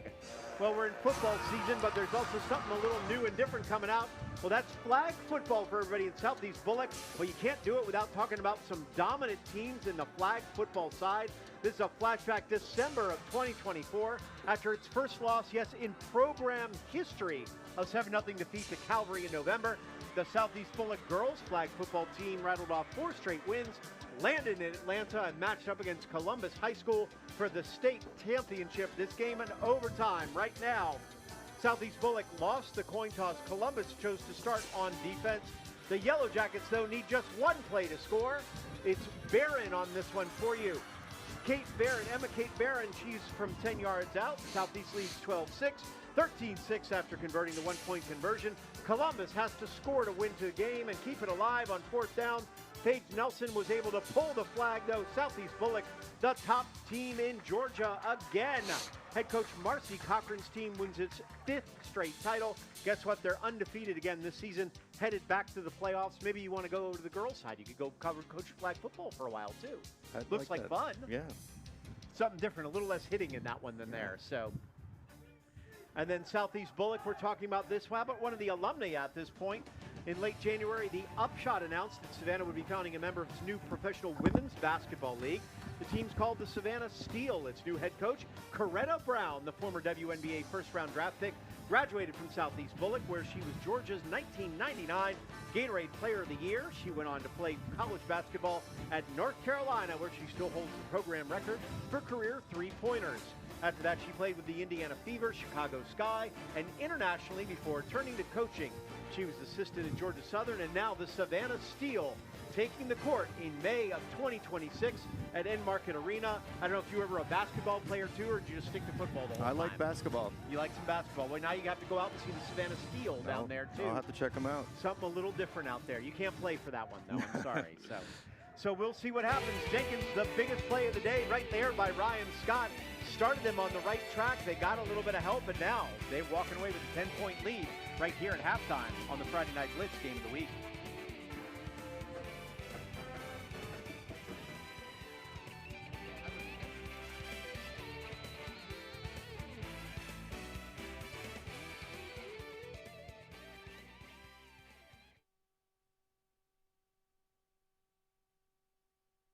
Hey, mic check, 1, 2, 3.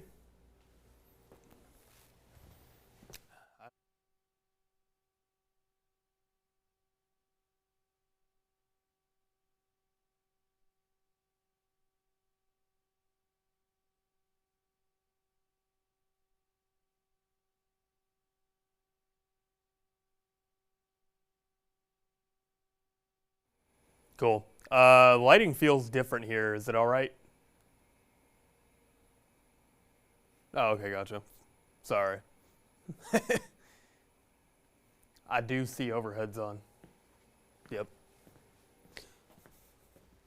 Yep.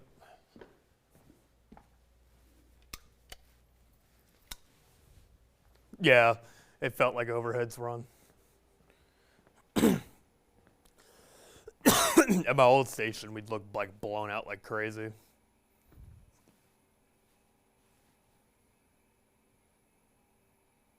This is an upgrade from my last. Actually, the last about 6 months at my last station, when they finally stopped blowing me out with lighting, it actually was all right.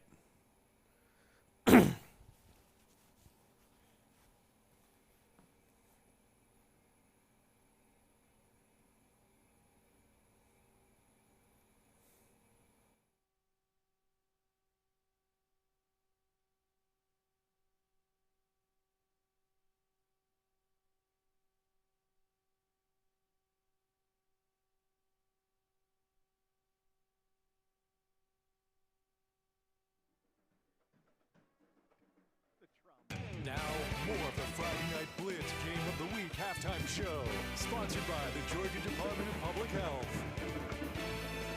Well, we've got a good one right here. Jenkins is able to push this one over the goal line, but Southeast Bulloch far from done in this game. Right now, Jenkins, though, leads 24-14 over the Yellow Jackets, and the weather's played a huge part in this game. The wind is whipping. There's been rain so far, a little bit of everything so far in the first half. Yeah, we haven't really got to see much from quarterback Holloway. You know, they've been doing a lot of their wing tee stuff, probably because of the wind and rain. So be interested to see what goes on in the second half, but that's why we've got trained professionals for this, John. Exactly. That's not you and I. It's Jeff Borick back in the studio. Jeff, tell us what we can expect for the second half and throughout the weekend. Yeah, those conditions are going to deteriorate over the next about hour or so. More rainfalls moving in. Viper radar is showing you fairly stout shield of rain is going to make its way into the area over about the next hour or two. Now, be mindful the heavier rain offshore is being likely overdone because of how far it is from the radar site and a bit more moisture out there versus what we have here. So this activity will lose some of its punch, of course, over the next about couple hours as it rolls in, but isolated to scattered showers continue through portions of the night tonight. Winds 15 to 25 miles per hour and an overall cool one, a raw feeling one out there, and that continues even into Saturday. Area of low pressures to our south, that's going to continue to slide northward, and that graphic is not behaving for me, but that's going to help conditions for other college football games. Cool in Boston, where Clemson's taking on Boston College, 71 degrees in Auburn, where the Georgia Bulldogs are visiting, and finally a warm but fairly mild one as the Gamecocks visit the LSU Tigers. A quick look at your Vipercast does show you again, rain's going to be on and off, but more activity rolls into portions of the area Saturday. So again, looking like a steady soaking rain overnight, some dry time during the day, but we'll get another round of rain in and out of the area. Now into Sunday, interesting thing to note, low pressure is going to be to our northeast. May see some wraparound moisture fill in. We're only carrying about 20% rain chances, but this one's a bit uncertain as they really got to see how the moisture behaves. That may be more of a problem for areas to our north. Over the course of this weekend, we will again have that rainfall in play Saturday, on and off showers. Not really thinking lightning in play either way. And by the way, cool starts the next several days. We do get towards the end of the weekend, drier air works in, rain chances will end by the end of Sunday. Then you get into Monday, sunshine begins to pop out and temperatures will be much warmer.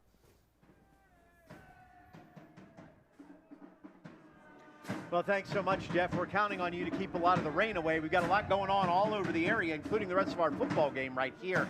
So hopefully it won't affect them, and we'll get into good stuff for the rest of this ball game.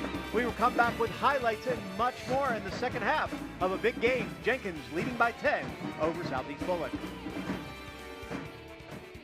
You've been watching the Friday Night Blitz Game of the Week halftime show, presented by the Georgia Department of Public Health.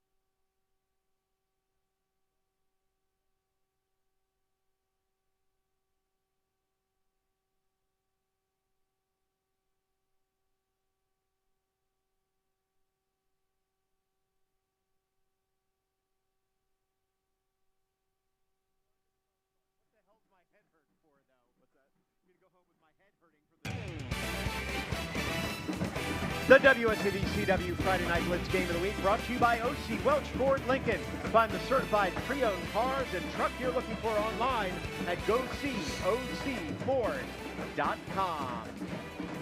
Well, a big game so far. The wind, the rain, and a couple turnovers have made a big difference so far. 24-14.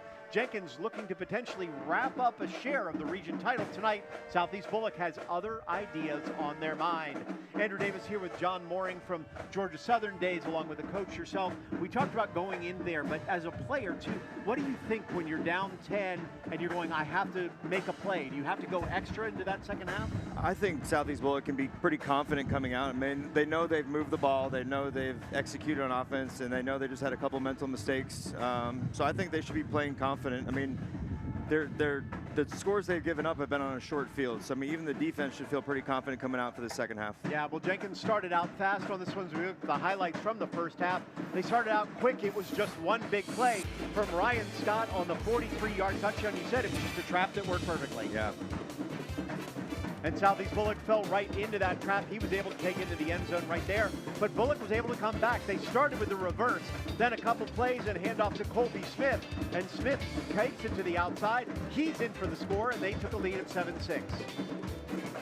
Jenkins would come back from there. They would not be able to push in the end zone. Instead, they go ahead and kick this field goal. Pretty nice kick from 35 yards out. Off the crossbar. It worked. Yeah, that's all that matters. It worked. But Southeast Bulloch came back. Big play on the throw up top to McGee. And McGee would go in for the score. And suddenly we were at 14-9. Looked pretty good for Bulloch until this. The fumble on the ground. And Jenkins would take full advantage. Basically a tush push here. Holloway right up the middle into the end zone. And Jenkins would take their first lead at 17-14. And then the fake punt, the big gamble from Southeast Bulloch. The Yellow Jackets would not pull it up, come a yard short, and suddenly Jenkins in business one more time, and Dominique Johnson with the play out there. We're never going to question because they really felt like they had to do something different. Yeah. That fake punt, though, has put them in position. Thankfully, Southeast Bulloch was able to stop them late in the half, though, to keep this close. They do get the ball at the beginning of the half, so interesting to see what kind of offense they run, what they're able to do. Hank Tatum's down on the field. Hank, you got a chance to talk to Coach Welch from Jenkins right after the half. That's right, Andrew. And he said after Southeast Bulloch scored those two quick touchdowns, there was an adjustment this Jenkins defense made, and it's one that Southeast Bulloch said they knew was coming. They switched from a 5-man front to a 6-man front. Ever since then, their defense has been able to get plenty of stops. And now offensively for Jenkins, they've had so much success running the ball, something Coach Welch said he's very happy with. But he also told me don't be surprised if they dial up a few deep shots here in the second half. That's, of course, assuming that the wind is going in their favor. On the other side, now nursing a 10-point deficit, head coach Zito said that a big issue is going to be the wind. It plays a massive factor. It's why they didn't punt. They ended up going for it on that fake punt attempt because they felt like they couldn't get a good enough punt off. Then defensively, he said that they're getting beat a lot on the weak side runs for Jenkins. So they're going to try and counter that here in the second half by kicking a man up front and trying to force Jenkins to stay between these tackles. And speaking of defense, Jenkins' top guy, John Nazard, went out with an injury. Any report on what he could be in the second half? Yeah, he's worried about his right ankle, got it taped up immediately, and as soon as he came out of the game, his biggest concern was having to miss time. He said, there's no way I'm coming out of this game, and was clearly frustrated. Now, I can't give you a clear answer as to whether he's been ruled out of this game, but he was the first guy out of the locker room trying to work on that ankle, and the last we saw of him was him sitting without his helmet in the Jenkins tent. Seemed a little frustrated, so I'm not sure that we're going to get to see him in the second half. All right, Hank, so thanks so much, Izard. And also Jalen Elliott, one of their big guys on the outside, was not able to come back in the first half either. Yeah. So a couple of injuries that do affect Jenkins and certainly will help Bulloch as they move on into the second half. But really for them, as much as anything, John, it's going to be controlling that line of scrimmage completely. They said they're going with a 6-man front. So what do you do as an offensive coordinator to try to get past that? Yeah, that was one of the things that we noticed in the first half when they made that switch from the 5 to the 6, and it looked like they were trying to close up those gaps to try to condense those two running backs. And, you know, it's going to be tough. They're going to have to do some other things and work on some of those outside zone, some more of those unbalanced sets and trying to get those guys on the edge. Then hopefully hit another big play.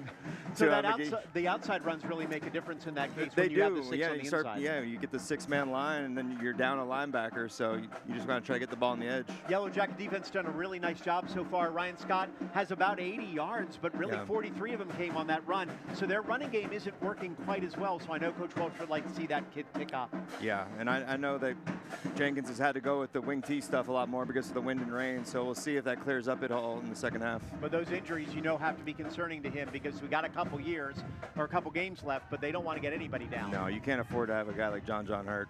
No, absolutely. Look at the standings so far in the region. You see why we're talking about it. Jenkins 5-0, 5-1, 5-0 in the region, and they already beat Liberty County. They already beat Calvary. So basically, with 2 more games in the region left, if they win this one, they feel like they have a pretty lock on this division. And a first place position makes a huge difference, doesn't it, to get those home games early? Yeah.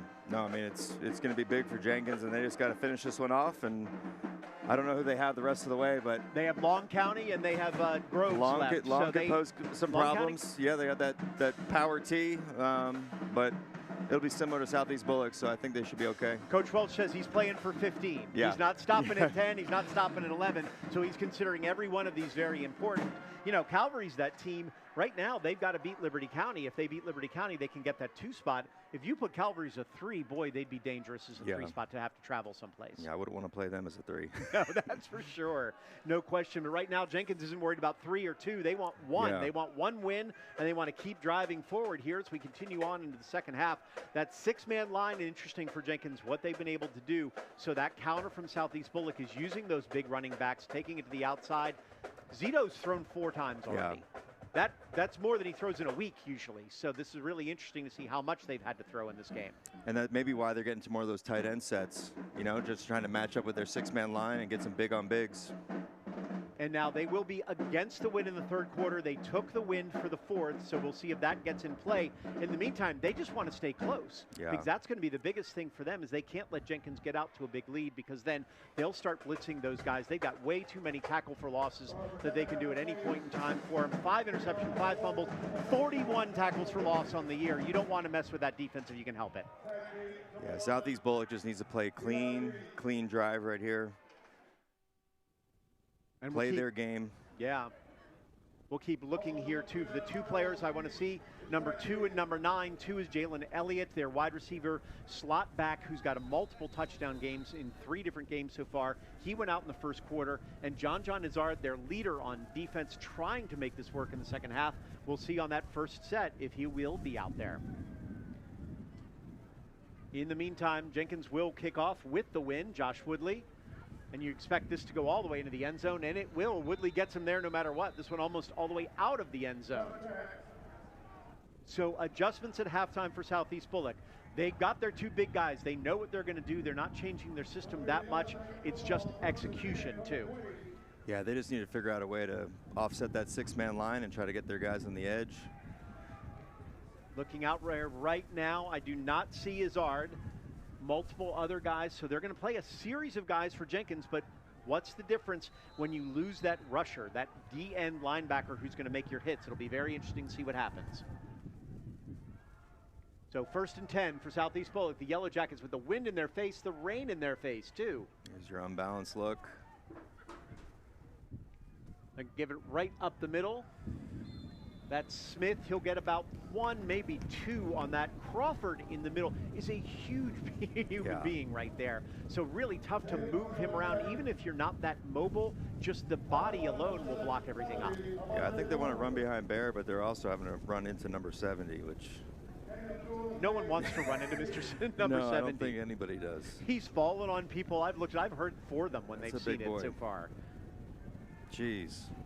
So interesting to see. So Monte Crawford, he's about 3 bills. They won't say exactly how much. Yeah, that was a good view at his size right there. So we'll see what they can do as they try to go up the middle. They're going to go to Smith again, and Smith again. Footing has been a real problem for Smith. Yeah, he's tripped several times on that inside midline read. I know in the NFL they have 4 sets of cleats out there, but high school it's a different world. You have to find something that's going to work, or maybe switch some shoes. Yeah, I wonder, is Southeast Bulloch turf? Grass? I don't know, but with this, it does make a difference. I mean, does it? Yeah. is you wouldn't think with the turf you'd need longer cleats, but I guess with the wet that's coming off the rain too. Yeah. So here we are, 3rd and 5 for the Yellow Jackets. In need of a good drive here, in need of a score. They're going to hand it off to zone. Smith again. They're going to go outside. Smith is going to get past the 30. He's to the 35, to the 40. Are they going to call something? Did you see a flag? Yeah, they got him for holding. The receiver on the edge. Oh, no. Just when it looked good for Bulloch, there's flag on the field right about the line of scrimmage, and it will be holding. John Mooring called it immediately. 10 yards from see this it right flag. there. 10 yards from this flag. There it would be right there on number 18. The defender was number 18. That's Calvin Wallace, the corner. Holding against the offense. I know it's hard for 10 those yards players from to know. Foul, replay 3rd down. But God, it's unnecessary. He's already out in the open field. And he already had his first down. He was everywhere he needed to be. You want to break it forward. So we'll go quickly down to Hank Tatum. What's the injury update for us, Hank? Hey guys, I was able to get clarification on Jaden Elliott and John Izzard. For Jaden Elliott, Coach Welch told me that it's his shoulder once again, an injury that he had to miss multiple games early on in the year for, and they're not going to depend on him. He's not ruled him completely out, but he's going to act as if his offense won't have Elliott on the field. As for John Izzard, we will not see him here in the second half. All right, here's Southeast Bulloch looking. Zito has thrown it. It's going to be picked off on the outside, and Jenkins is going to take this in for the score. How about 6 for Jair Sanders, the defensive end? Trying to make something happen on the screen pass. Sanders goes up on the ladder to catch this and drive it in for 6. Ouch. 6'4", 210, uses every inch of what he's got, gets up high and is able to pull it in, and it's a defender's dream. Nobody but his own guys in front of him. We talked about the fact you couldn't make a mistake. Yeah. This is the biggest one so far. Yeah, that one hurts. And that comes down to when you got a quarterback who doesn't throw that much and you're putting him in a position maybe that he's not as comfortable with really talented guys on that defensive line. Yeah. The kick is up and good, so Jenkins takes a 31-14 lead over the Yellow Jackets. Far from over here. The Yellow Jackets have the ability to come back. They need one break. We just saw it with Colby Smith. Without that penalty, suddenly that's a first down to the 40. That's twice now they've gotten first downs on runs that have been called back by penalties and cost them dearly. Yeah, when you look back on games, there's certain plays that stick out to you, and that'll be one of them where you have a first down, you're moving the ball, it gets called back, and then you throw a pick six.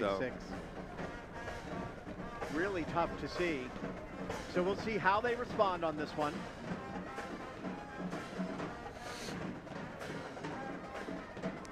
Now, because we haven't talked about him so far, one of the guys back is Aiden Peterson. Yeah. If that name rings a bell or has an idea, that's Adrian Peterson's son. You've gotten a chance to watch him and talk to Adrian a lot more. He's a good friend of yours. Yeah, no, I saw Adrian at the game a couple weeks ago, and I actually met Aiden and talked to him before I knew I was commentating this game. So ironically, got to see him and talk to him, and he's a promising athlete, and he's got a bright future. He's just stuck behind 2 of those really good running backs. But I know he's playing all over the field. He's returner, defense, playing some quarterback. He's had a very good year for them on a regular basis here. He's got 195 yards rushing and 3 touchdowns on the year just for that. Same time, he is playing a lot of defense for them too, and he's got multiple tackles on the year. He's got 22, 3 interceptions too, so he's proven himself on both sides of the ball. So tough when you're the son of a legend like that in this whole area to try to live up to that too, I'm sure. Yeah, and he's got a good head on his shoulders. Just talking to him at the Georgia Southern game last week, very mature for his age and held a good conversation. I mean, obviously his dad's taught him well. Well, we'll see if he gets touches anywhere in this game. So far has not thus far, so we'll see what the Yellow Jackets are thinking. Colton Zito, the quarterback, coach's son. Big mistake there. We'll see how he responds. Zito hands it off again, this time to Murphy, and Murphy will get down to the 29-yard line. Gain of about 3. They're going to need more than 3 yards in a cloud of dust now. Yeah, you can see Jenkins really tugging at that football now too. They're trying to make another mistake and put the nail in the coffin. So I said the one issue that I saw in this whole offense with 1,800 yards rushing on the year was they did have 10 fumbles, 9 lost, already lost 1 earlier today. So that's going to be a big issue. Ball security so important, especially when you're looking at the rain and the wind that's out here. Zito under center. He's going to hand it off to Smith again. Smith with both arms wrapped around the ball. He'll get down to the 29-yard line. It'll be 3rd and 1. And I know this isn't pretty, but this is the game they need to play. I mean, they need to just try to get 4 or 5 yards. Do you just speed it up a little bit? Maybe instead of working 40 seconds off the clock, you work 25 off the clock. I mean, still, I guess it is a 3-score game now, but, you know, they just got to worry about just the next score. A lot of time left. 8:30, you know, you don't look at the time yet. It's way too early to do that. Here's Zito under center. They should have some space out there. There's the handoff to Smith. Smith will get around the corner, cuts it back, breaks 1 tackle, gets down inside the 35 to the 35-yard line. So that will be a 1st down. That outside zone's worked for them. Yeah, and Jenkins wasn't lined up correctly to that side. They were overplaying to Bears side, so they got creased a little bit. How tough is it, though, when you're a running team like this to sort of speed yourselves up, though, and go, we got to go in 20 seconds or 25 instead of 30 or 35? I'm sure they practice for that scenario, but... And they're moving quickly, only 20 seconds on the clock. There's Smith again. There we Smith go. with lots of yards there. First He'll get down. all the way to the 1st down, a good gain of 10. So they are definitely moving quickly. You don't think a running team can run a 2-minute offense. Yeah, and this offense, I mean, this is what you want. You get that first down. Defensive lineman, number 70's already tired. You know, wear him down a little bit, and then those tackles become a little bit harder.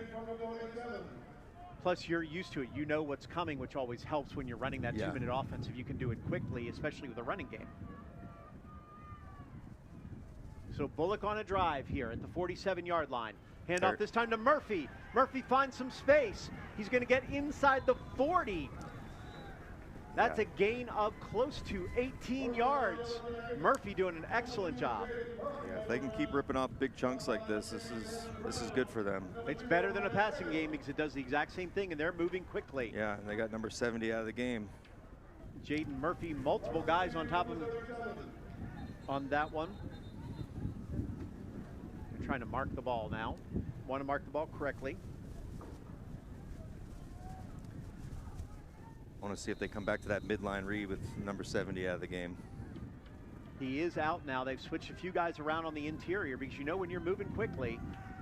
Monte Crawford. The good news if you're a Jenkins fan, they've got a couple extra linemen if they need them. Nope, Zito's looking to pass again. This time he's in trouble, but he's able to throw it up and up. Hits his receiver's hands, hits the defender's hands, and falls down. Ready-made interception for Dario Gadsden, not to be. Intended receiver on that, Bailey Hutchins. First time we've called his name. Zito threw a pretty good pass into the wind. Hutchins just couldn't hold on to it. And Gadsden, you know, is kicking himself for that one. Yeah, those are the ones that give you a little heart attack. It's like, God, yes, yes, yes, no, no, no, no, no, no, no. But probably good to keep him honest on the play action right there. Yeah, it looked like a little mix-up on the play. 35 didn't quite know where he was going. Well, with these big guys who don't catch passes. Hutchins has not caught a pass this year, so. There's the handoff. That's going to get yardage down to about the 29-yard line. That's a gain of 7. That's by DJ Brooks. That's that third running back. DJ Brooks has gotten a couple carries. Really had not been carrying the ball at all this year. Less than 5 carries for this team. Already 2 on this night. We talked about Peterson not getting any carries, but interesting they feel that Brooks can make a difference for them, giving Smith a little bit of rest. They probably need Peterson on defense with all the speed they have. So 3rd and 4 right here. Zito looking to pass. He's going to throw a quick out. And that's McGee, and he should be. A little bit short. That's a tough spot. That looked like I thought he had that. That's a little bit of a tough spot for the Yellow Jackets. But that's where the refs have it, and it's going to be 4th and inches. It's 4th and a half yard. It's, yeah, a couple inches at most. Again, where are the lasers when we need them? So we could use that because that's right at that yard line. I'm not sure how much farther they need to go. They need to quicken it if they can, though. 13 seconds left on the play clock. 5:24 left here in the third. Jenkins with the 17-point lead. There's the first down for Murphy, who's going to get inside the 25 down to about the 23-yard line. So they're ripping off big chunks so far. Izzard being out certainly hurts because he is their leader. Yeah. Jenkins looks a little bit on their heels with this quick strike offense. You can see Crawford coming back in. That's big for them with John out. You know, if those running backs can get to the second level, Jenkins linebackers don't look too big. The size that they have on that line, because it's Crawford and also Javante Boatwright, who listed 6'5", 330 on this one. You don't go up. You wonder why they're not going up the middle. It's that reason, I believe. This would be a good play for outside zone. There's Smith. Smith does try to go up the middle a little bit and runs into a wall of people. He still will get about 3 on that one. So yeah, you got Boatwright, who's listed as 6'5", about 310.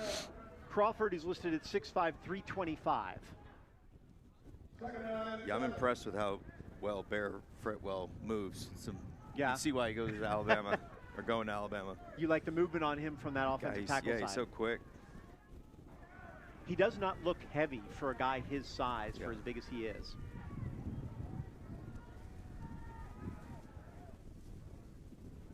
Outside. There it is. There's Murphy. Murphy goes to the outside to the 20. He's going to get tripped up by the ankle. Solid tackle by Brian Swinton.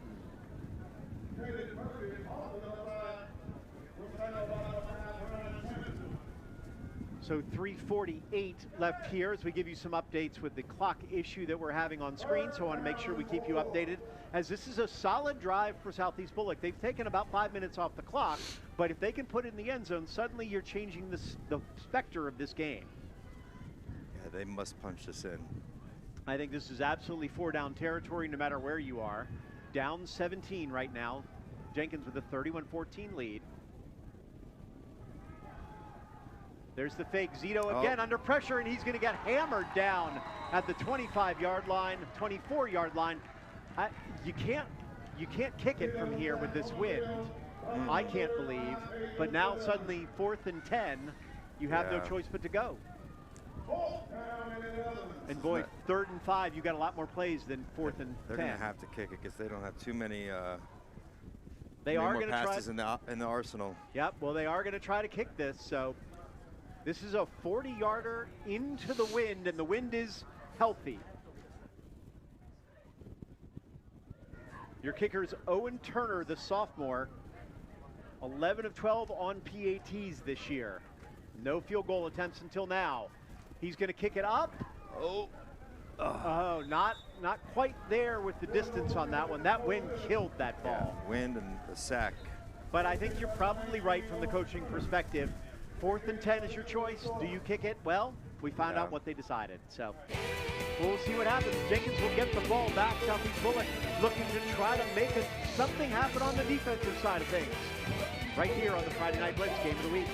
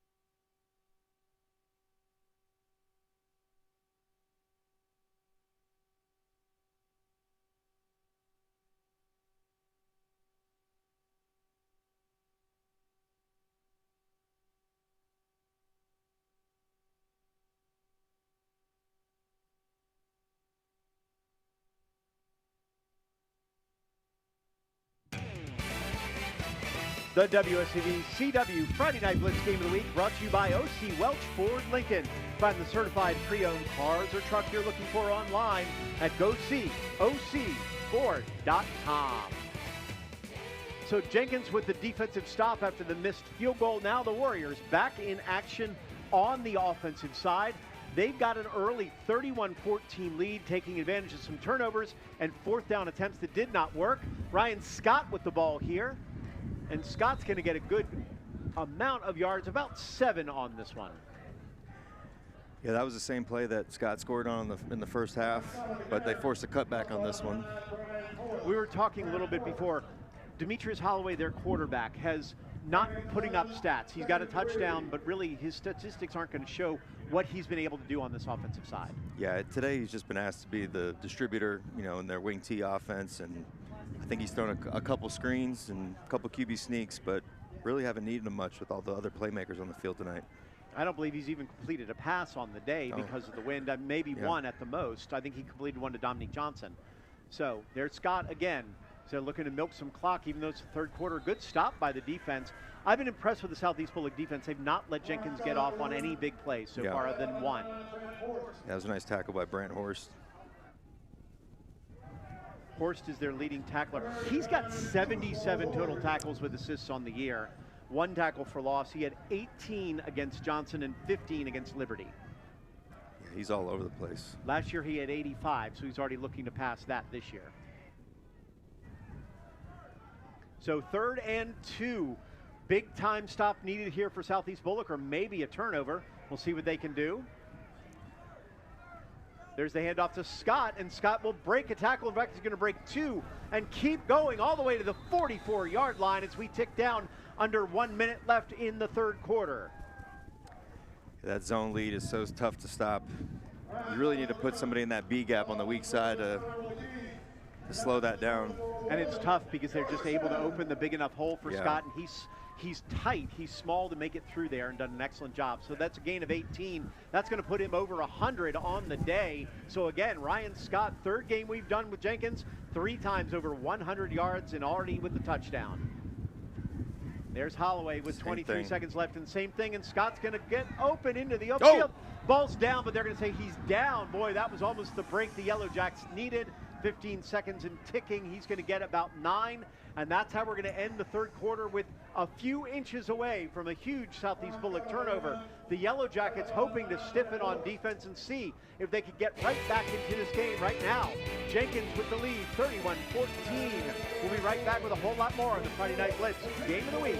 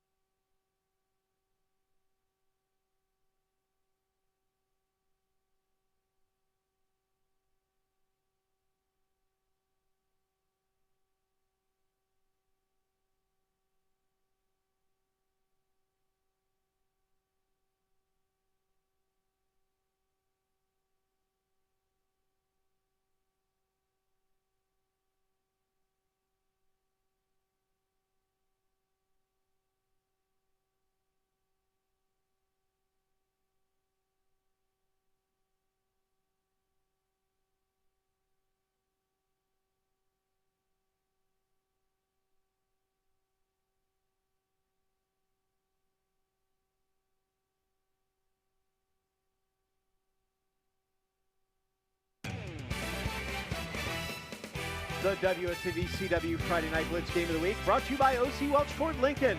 Looking for a new truck? Go see O.C. Welch.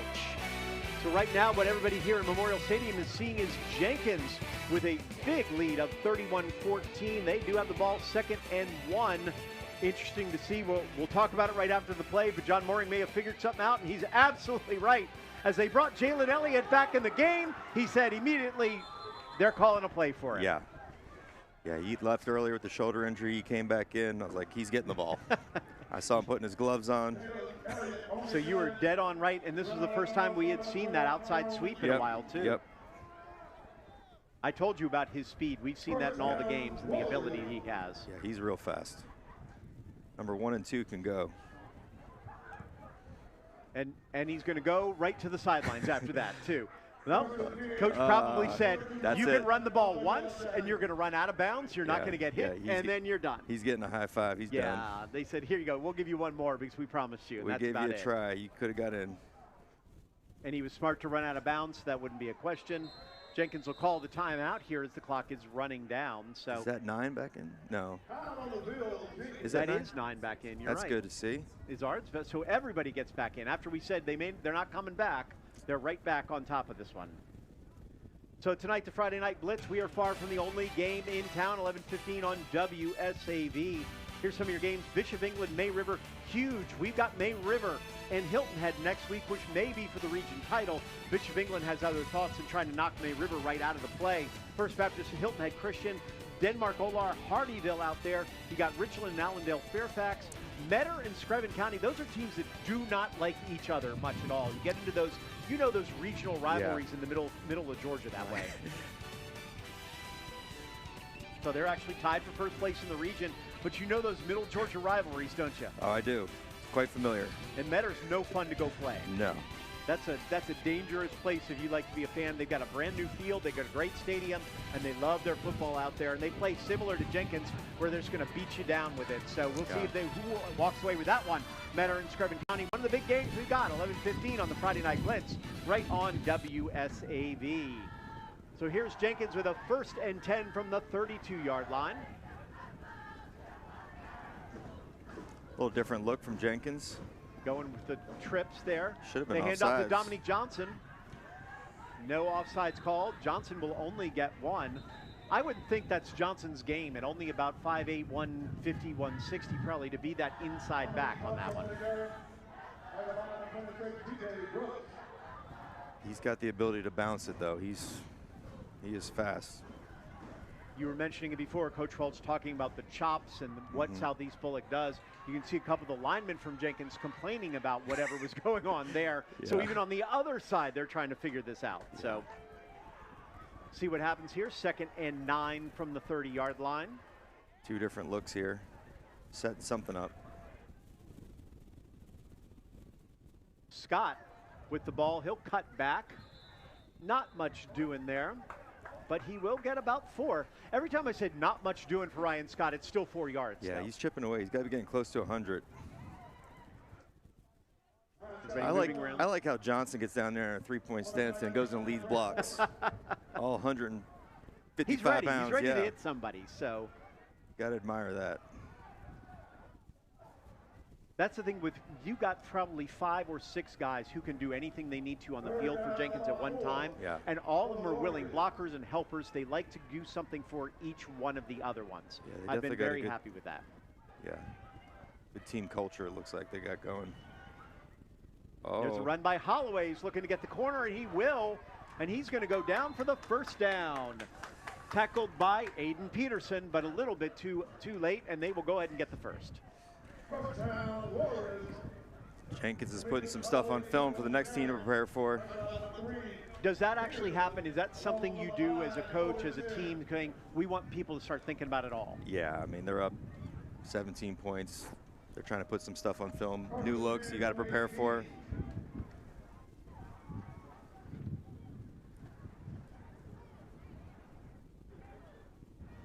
So a lot of clock moving now, too. You can see they're looking. Holloway's definitively looking at the clock each time. There's the handoff to Scott. Scott will go forward for about 4. Brought down on the play by Gerard Maddox. Maddox, the big D tackle on that one.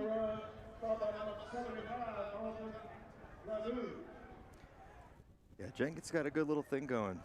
And they're moving, you notice they're moving linemen in and out too. They Yeah. have about 7 different guys they can use, which is pretty amazing.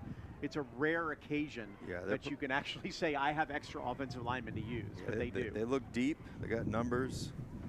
They have the ability to go spread, jump into their wing T stuff, run the ball.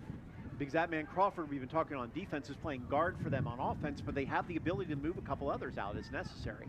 Here's a play outside. That's Wright again, Kamari Wright. He's not going to get much down to the 15-yard line, so no gain on that, so it'll be 3rd and 5. Tackle by Peterson.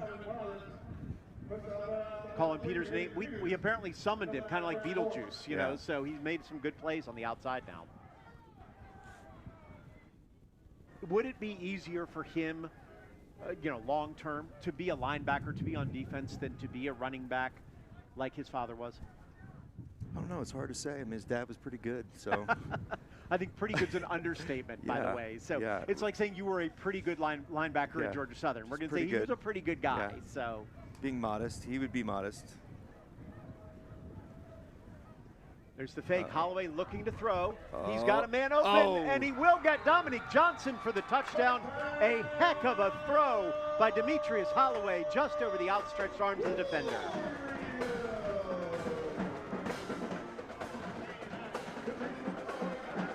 There's Holloway on the rollout. What do you see here, Coach? It's a solo backside post. A good throw by Holloway. His improved significant. Officially, by the way, Hank on the sideline says that's not Izzard that's in the game. He has his number somehow. Okay. So it's the wonders of high school football. Sometimes they just change shirts when they need to. So I say his ankle looks pretty good. Izzard is not on there. He does not have his pads on the sidelines. Okay. Here's the kick by Woodley, which is up, and it is no good. So that's the second one he's missed. If there's anything to complain about if you're a Jenkins fan right now, Woodley has not handled the weather well. So if there's a weather game or weather issue, but looking at the weather and looking at the lights, I don't think anybody's handling that well. Yeah. This is a heck of a toss. Not an ideal day for a kicker. This is where Holloway's improved, is that, we can talk about game management. We can talk about all the things that he's able to do with his legs. He's made a couple really nice throws. He made a great one against Calvary the same way. Yeah. I think he's a real threat out there. And the good news is if Jenkins, you don't have to use it that much to make it a big difference. Yeah, I mean, he hasn't been needed tonight to make those throws, and the weather really hasn't played in his favor, but the stuff he's done leading up to tonight. And you know what? Let's give credit to the diehards still in the stands. Yes. The rain's been coming down. They are here for their kids. They're here for their friends, whoever it may be. I give them credit out there. The Southeast Bulloch, they've got people with tents, with umbrellas, anything they can to protect them over there. So here's Jenkins' games. We talked about it. Long County is probably the best of the three this last. Islands and Johnson, unfortunately, not the best years for them. Long County is still dangerous no matter where you do. But you're looking at this Jenkins team. We're going to talk about it throughout the fourth quarter, but I wonder how good they really are. We're going to find out here in a minute. In the meantime, here is Peterson, and Peterson gets a kickoff return, and he's got a free run to the 40, to the 50. That could be a block in the back, and they called it. They called it. He went it, but they probably didn't even need it. I can just tell you, looking at John Mooring's face as he gets the play and the block in the back, we could see it from up here. That might answer your running back question, though. I saw that from back there. God, I hate that for him. Right? Yeah, just unneeded. Right there.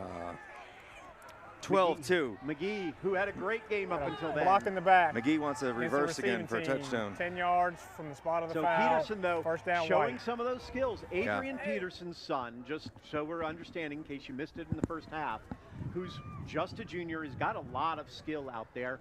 Interesting, but you said he's behind two really good backs who combined so far for close to 1,500 yards. So what do you say? Well, he should be playing more. How do you take the two guys out that you already have in there? And you can't, but it'll be his show next year. Mm-hmm. And I'm sure it'll be a show. Oh, because it will be. With that skill right there that he shows, he looked so, I said the word fluid came to mind when he ran on the field in pregame. I was so impressed with how he moved. That play right there, that return, I got like this weird, like watching Adrian Peterson stiff arm somebody and run down the sideline. I mean, that looked like father and son clones.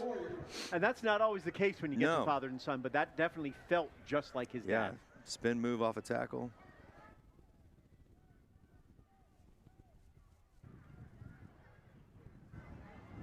So we'll see what Bulloch can do. They are on Jenkins' side of the field, down 37-14.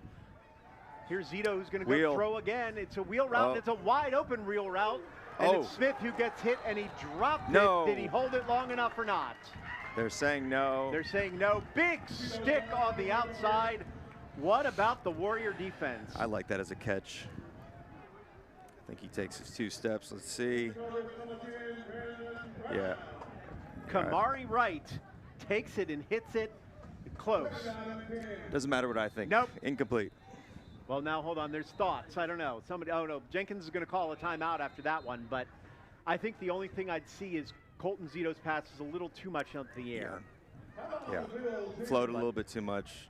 Speaking of air, we're going to get some air right here as we go over to break. 8-12 left in the 4th quarter. Jenkins proving why they may be the best team in this region right now.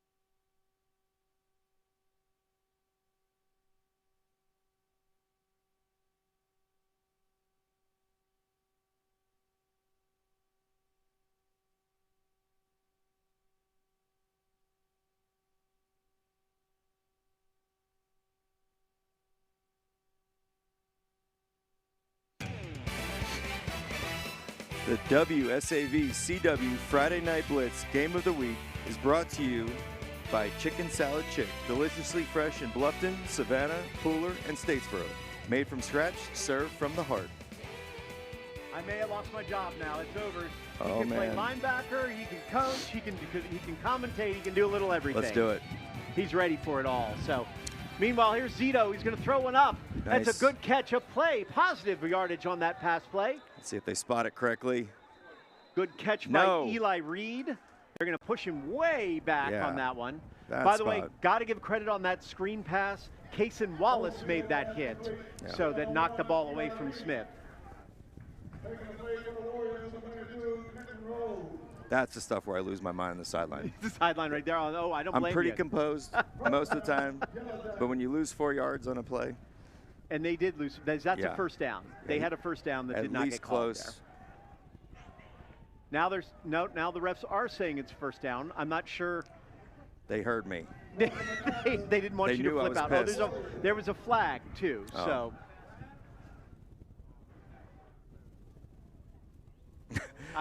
I'm not sure. Because I never get them in person, so maybe from the booth I can finally get some calls. Can they hear you? I've always wondered. Can you yell? Or do you just go as loud as you can? There's a roughing the passer penalty that got 15, by the way. Okay, so good. you yell. Do you expect them to hear you? Do they actually hear you? Does it make a difference, or is it just for your own sense of everything? Oh, they hear me. I know that much. There's Zito. Back to pass again, in a lot of trouble, going way backwards, and he's thrown that. Not to the line of scrimmage. Not to the line of scrimmage, not to a player that seems to be in the area. My guess would be yes. They will call that intentional grounding. I don't see And that's any, a loss of about 20 as well. And down. We'll go 5 yards. That's so tough when you're not a quarterback used to throwing the ball, used to dropping back to pass, and then facing that pass rush. Yeah, the pass rush, what do you say, 35 throws on the season? Yeah. We got intentional grounding against the offense, 5-yard penalty, loss of down, 2nd down. And his job is to control that offense. Yeah, I've seen it. I mean, you get behind, you're forced to do things you don't want to do. And Southeast Bulloch very much still in the playoff race, so they're looking to try to figure some things out. Maybe they've called a couple plays that they hope will work or will work better against a team not as talented as Jenkins is. Yeah, I think they've proved tonight that they're a good football team, and they can score on anybody. They're dangerous, there's no question. There we go. Get back to your run game. There's Murphy. Murphy past the fit. There you go. He's going to get to the outside. He's broken a tackle. He's down to the 30. He's going to get taken down right there, right about the 30, about the 29-yard line. Exactly what the Yellow Jackets needed to get in action. Murphy's got a little more speed than Smith from what I've seen. A little bit more elusiveness for a big guy. Smith really tough, though, too, on both of these backs. Yeah, they're both big and can run hard.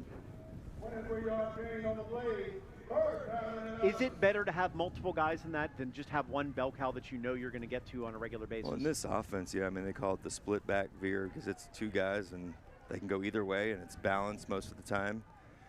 There's Colby Smith. Smith's going to get to about the 21-yard line. It really depends on how they try to line up to you, and that's why I think Bulloch has seen that they have something with the unbalanced look. So they keep going to that, and that's where they keep hitting these chunk plays. And so many people are enamored with the passing game and the 4 wide receivers or 5 wide receivers. This kind of offense is absolutely playable these days and something that you can take all the way to state title with the right people. Yeah, I mean, I love system offenses like this. 4th and 5. There's the handoff to Murphy. He's able to slide outside twice, down to the 10, to the 5, and he'll be in for the score. No flag, we're good. Boy, what a nice run by Murphy. So a tough day for him. He's frustrated, but good job on there to keep your feet moving and be able to slide outside. And this is why it's hard to see because it can get kind of monotonous just watching the same plays, but when you run this offense, you're going to break them. Collins, we were talking about the pass before when they threw the touchdown to McGee. It can kind of lull you to sleep. Same kind of thing here. It's going to be the same play. It's going to be the same thing, and then they break it outside, and suddenly it's a whole different world. The fumble, the fake punt, some of the other negative plays, the penalty getting a call back. But when this offense is in rhythm, I mean, it's tough. There's Owen Turner for the kick. It's up, and it is good. I'll tell you, looking at that, too, for this game, you can point to 4 things in my mind, which would be the fumble, which gave Jenkins the short field, which they scored, the missed chance on the 4th down, and then also the 2 penalties on big first downs that ended up costing them, too. That huge difference. And that screen throwback interception, pick 6. I mean, that's giving them points. Yeah, giving them points. So. Well, we're right here on a Friday. How about Saturday? We got a doubleheader for you, Stanford and SMU. Suddenly that's in the ACC. Doesn't sound right, but it's working at this point for everybody. And Wake Forest and Oregon State. Wake Forest has played some really good ball. Oregon State always dangerous, a good out-of-conference kind of mode on that. This week starting at noon on the CW Football Saturday. A little bit of everything you need. And then Big Ten Saturday night, 4 o'clock. Remember, special time. Michigan and USC, a long-time rivalry, usually in the Rose Bowl, and it's back in the Rose Bowl for this one. So it's not 4 o'clock Pacific time, I'm sorry, so not a special time, John. I like to throw you off if I can. Yes. So Night 7 game. o'clock, it's a night game in the Rose Bowl for SC on this one. Michigan and USC on WSAV. NBC is what I'm trying to say at that one. There's the onside kick. Great Bounce kick. It up. Great Perfect kick, and kick. it's picked up, and great job, Southeast Bulloch. Suddenly, Great kick. 37-21, and they have the ball. You cannot advance an onside kick, or else he could have run it in. But that was pretty. That's what you want, that second bounce, Yeah, the right? Sunday hop. How much do you practice onside kicks? Personally?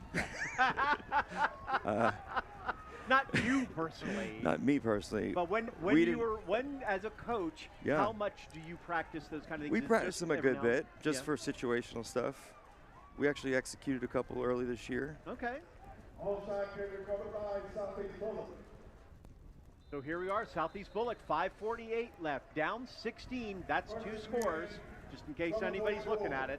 I know, and when we talk about all those negative things that we just talked about that kind of put them in the spot, they're only down 2 scores right now. There's Colton Zito again. He's got a man wide open. He's got Smith. down to the 30. Smith is going to break 1, 2 tackles. He's going to go in for a quick score. Suddenly, we've got a ball game, everybody. How about that? Look at the Yellow Jackets never give up. Colby Smith, how tough is he to bring down? He is something special. And that wheel route ran to perfection. Yeah, they executed that one. A blown defensive call, Smith all by himself, and then one guy, 2 guys, no chance, stays on your feet. Nobody's going to catch him from there. Now they'll go for 2 and see if they can do this. They're going for 1. Yeah. Why are they going for 1, Coach? Why? Not sure. Can somebody call a timeout for him? Why are they going for 1, Coach? What? I don't. What is going on I don't know. here? That's a blunder. Okay, great play. Awesome job. But you're down 9 now. Yeah. Sorry, math is not my forte. Yeah, I'm over here counting in my head, making sure I'm not wrong. So they're down 9. Yeah. I would have thought you go for 2 for the 8. What a play again, just a blown defensive play. That wheel routes ran, same idea twice. Smith knocked the ball out of his hands the first time. This time he's going to go in for 6. So we'll see what happens. 5:40-34, I guess you go for another onside kick. I would do the same exact kick because there's no way they even had enough time to even fix it. And Jenkins has not moved a guy over there. They're not moving All they did was put number 1 Johnson over there. But that doesn't solve the problem. There's our guy. Ken Slat's out there with the camera. He gets hazard pay. Ken, you get some hazard pay for this one. Right next to the referee in the full slicker. You don't see the full yellow slicker nearly enough anymore. Oh, that's great. I think he's the Gorton's fisherman or something out here. Here's the onside kick. Here's the onside kick again. Oh! It touched everybody. Yes. And actually, Bulloch had another chance at that one. Oof. And I don't think he thought it was 10 yards. But Jenkins gets it, but we're far from done. 5:31 left. It's a 9-point lead. I just go back. How do you not go for 2 to get it to 8? It just has to be an oversight. I don't know. Don't you have people in your ear or somebody in charge of that? Let's see the onside kick again here. It's another great this kick. Is awful close. I mean, that guy goes. I see what happened is it touched 26 before 10 yards. So that's where they put the ball. If you look. I would make them call that. I would too. Yeah, I didn't see it. I don't know if anybody saw it on their side, that's for sure, but barely touched them. So now you got to get some defense. Southeast Bulloch looking to stop somebody.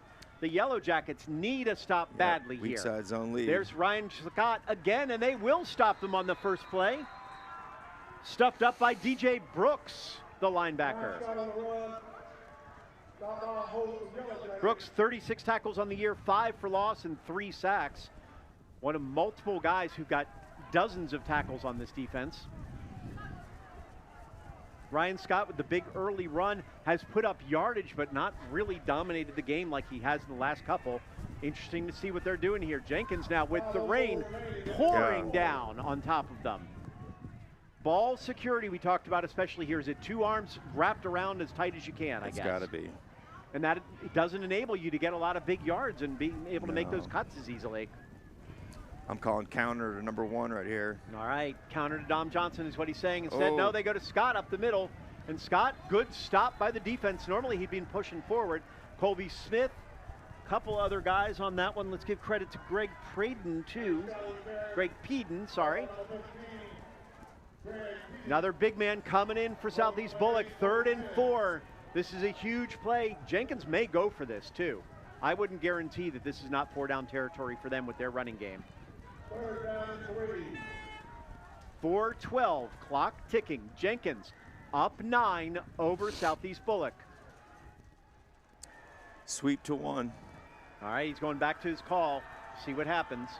Dominique Johnson's had a big day. Caught a touchdown, ran one in. And it's Holloway right up the middle. They split it. No nose tackle. Holloway was able to get right through. It's got to be a built-in check where if they see it, they just take it. They're really good at that with the big linemen that they have. Cam Thompson, we talked about him, the Mississippi State commit, going to go play center for them. He moves between guard and center for Jenkins, and that's where he went right over top of him. And that's going to be a first down to the 41. And the clock is the enemy of the Yellow Jackets right now. 3:33 and moving. Rain and wind are coming down now. There's always a possibility of something happening, but you know they're telling him to be quiet. And there's Holloway right up the middle again. Again, Peden with the tackle. It's got to be frustrating. There's a lot of talking back and forth here too.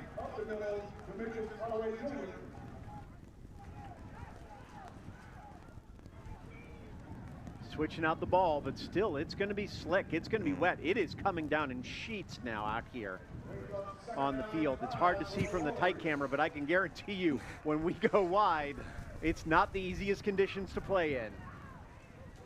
The cheerleaders are head to toe in plastic.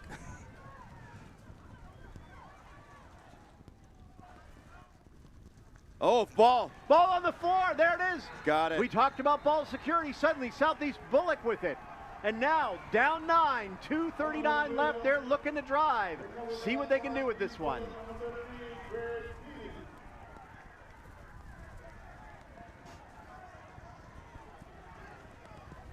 All right. Southeast Bulloch needed a break. This is something. We're going to lose our papers because the wind's blowing everywhere. I'm losing everything I got. I'm getting excited about this one. Yeah. So I just go back and I'm going to harp on it. I know what you're going to say. Even if you miss it, you have to go for the 2. Yeah. And they didn't. And instead they're down 9, which is 2 scores. Meanwhile, here's Zito again back to pass. Again looking for help. This time he's going to run it. Nope, he's going to throw it. That looked like PI. They did not call it, I guess. A little bit liberal in the secondary. Little bit liberal in the secondary. Maybe because we're looking for a good game, yeah, but they're making it's a little bit exciting. liberal in the secondary. Let's look at the play again here, John. Yeah. I guess it's pretty clean. So.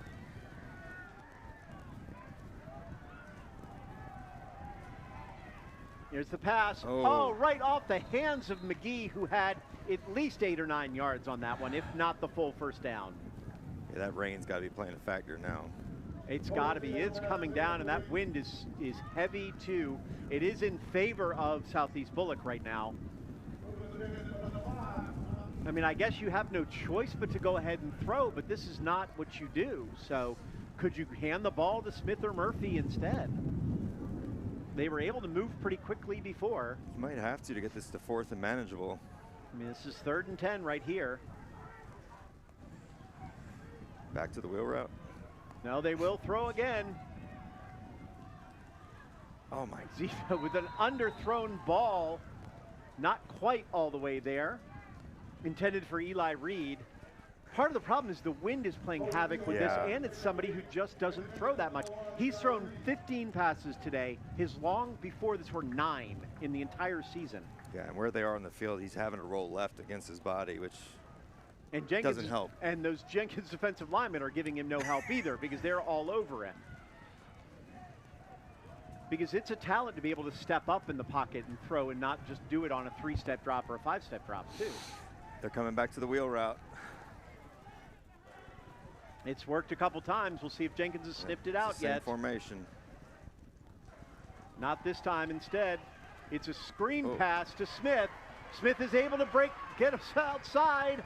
He's just short of the first, I believe. He'll be short by about 1 yard, and Jenkins will take over on downs. Man down on their sideline.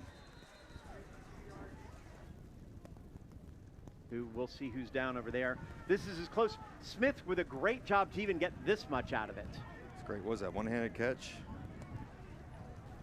And he gets all the way there. I mean, the only complaint maybe is that he should have ducked his head and cut in because he knew he had to get to the first, but unfortunately, if that's not Izzard, though, that's somebody who was limping coming after him, too. Didn't have much speed on that. There's a Jenkins man on the field. Looks like a cramp, though. That's what this is. And Jenkins will get the ball on first down. A valiant effort here by the Yellow Jackets late. You could give up. I mean, if you're a team like this, you just give up and you're done. But they've cut this all the way down to 9 and really were could have been within one score. Yeah, and we talk about all the things that happen, you know, the fake punt, the fumble, the pick six, and you're still a one-score game. Still one-score game. I mean, Possible all credit to them. Yeah, basically a one-score game. I mean, we're within reason of that, even if it'll be 9. You know, and the couple penalties. You had the sideline penalty, which cost them on one of the first downs that Jenkins didn't end up scoring on, but still probably cost them a chance to drive down and score if you're the Yellow Jackets. And another penalty which cost you a first down, and another penalty cost you first down. And the pick six was, I mean, a great physical play by Zaire Sanders, but a pass Zito really can't throw. Yeah.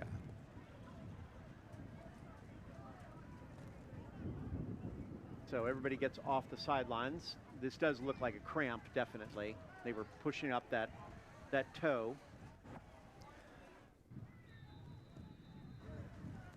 So as we get here, 2:06 left, you have to assume the Yellow Jackets probably will call a timeout or two and take another shot at this if they can.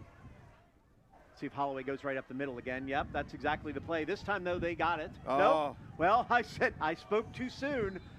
Good drive, leg drive by Holloway to get all the way there. Aiden Peterson was one of the men on the tackle.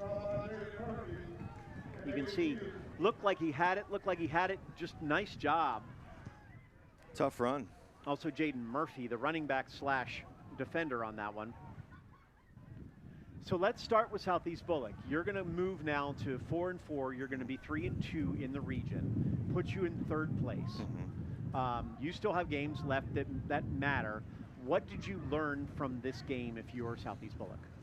I think they learned that they can play with the big boys and to play their game. You know, I think at times maybe got a little outside of their wheelhouse and trying to do some things and throwing more than they like, and just stick with the run game and let those 2 running backs do their thing and work your wheel routes.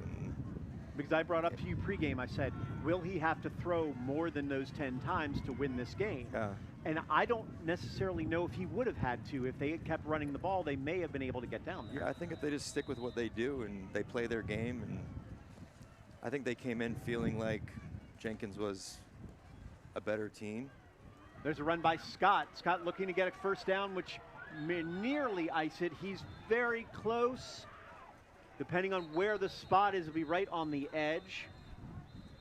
Yeah, I mean, I think no questions from them. Go ahead. I mean, just the fact that they came out and tried to kick an onside kick, they're trying to steal a possession, they're faking punts. They felt like Jenkins was overmatched for them, but I think if they just came out and played their game and ran the ball hard, I mean, you can see it's a 9-point game now in the 4th quarter, and all the things that went wrong. Can you actually overthink yourself on that one? Do you I've do done too many things? Yeah, I've done it myself, and you know, you play against an inferior opponent, and you try to get too cute sometimes. But I'm sure there's plays that Coach Zito would take back tonight. But you know, he's got to be proud of the way his team played. They played hard. They fought to the end.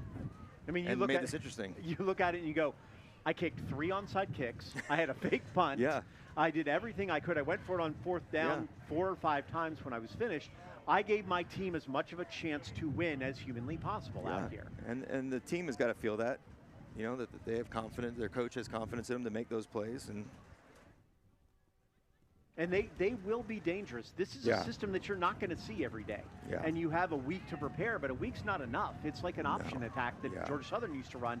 The teams, you give them 2 weeks to prepare, they can get you. But 1 week, completely different than what they're used to. And with these 2 talented backs behind them, they can do a lot of damage.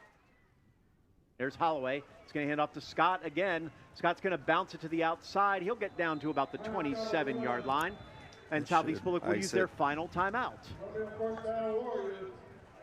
And that first down, though, will ice it. They'll be able to take knees and be done here. You think Jenkins is pretty happy with this. We turn to the Jenkins side. Put up 37 more points, right in their wheelhouse of point totals. Are you happy if you're Coach Welch walking away from this game? I think you're happy because it's a win. Wins are hard no matter what. So he's got his win. They're not at their 47, 49 points per game, but you got to take the weather into account. I mean, it's been miserable with wind and rain all night. Holloway didn't really get to show his skill set, you know, throwing the ball. Luckily, they had the wing tee background to fall back on. But yeah, I mean, I think there's a lot to learn from both teams. Then, I know Coach Welch is happy he's not going against a split back veer again next week.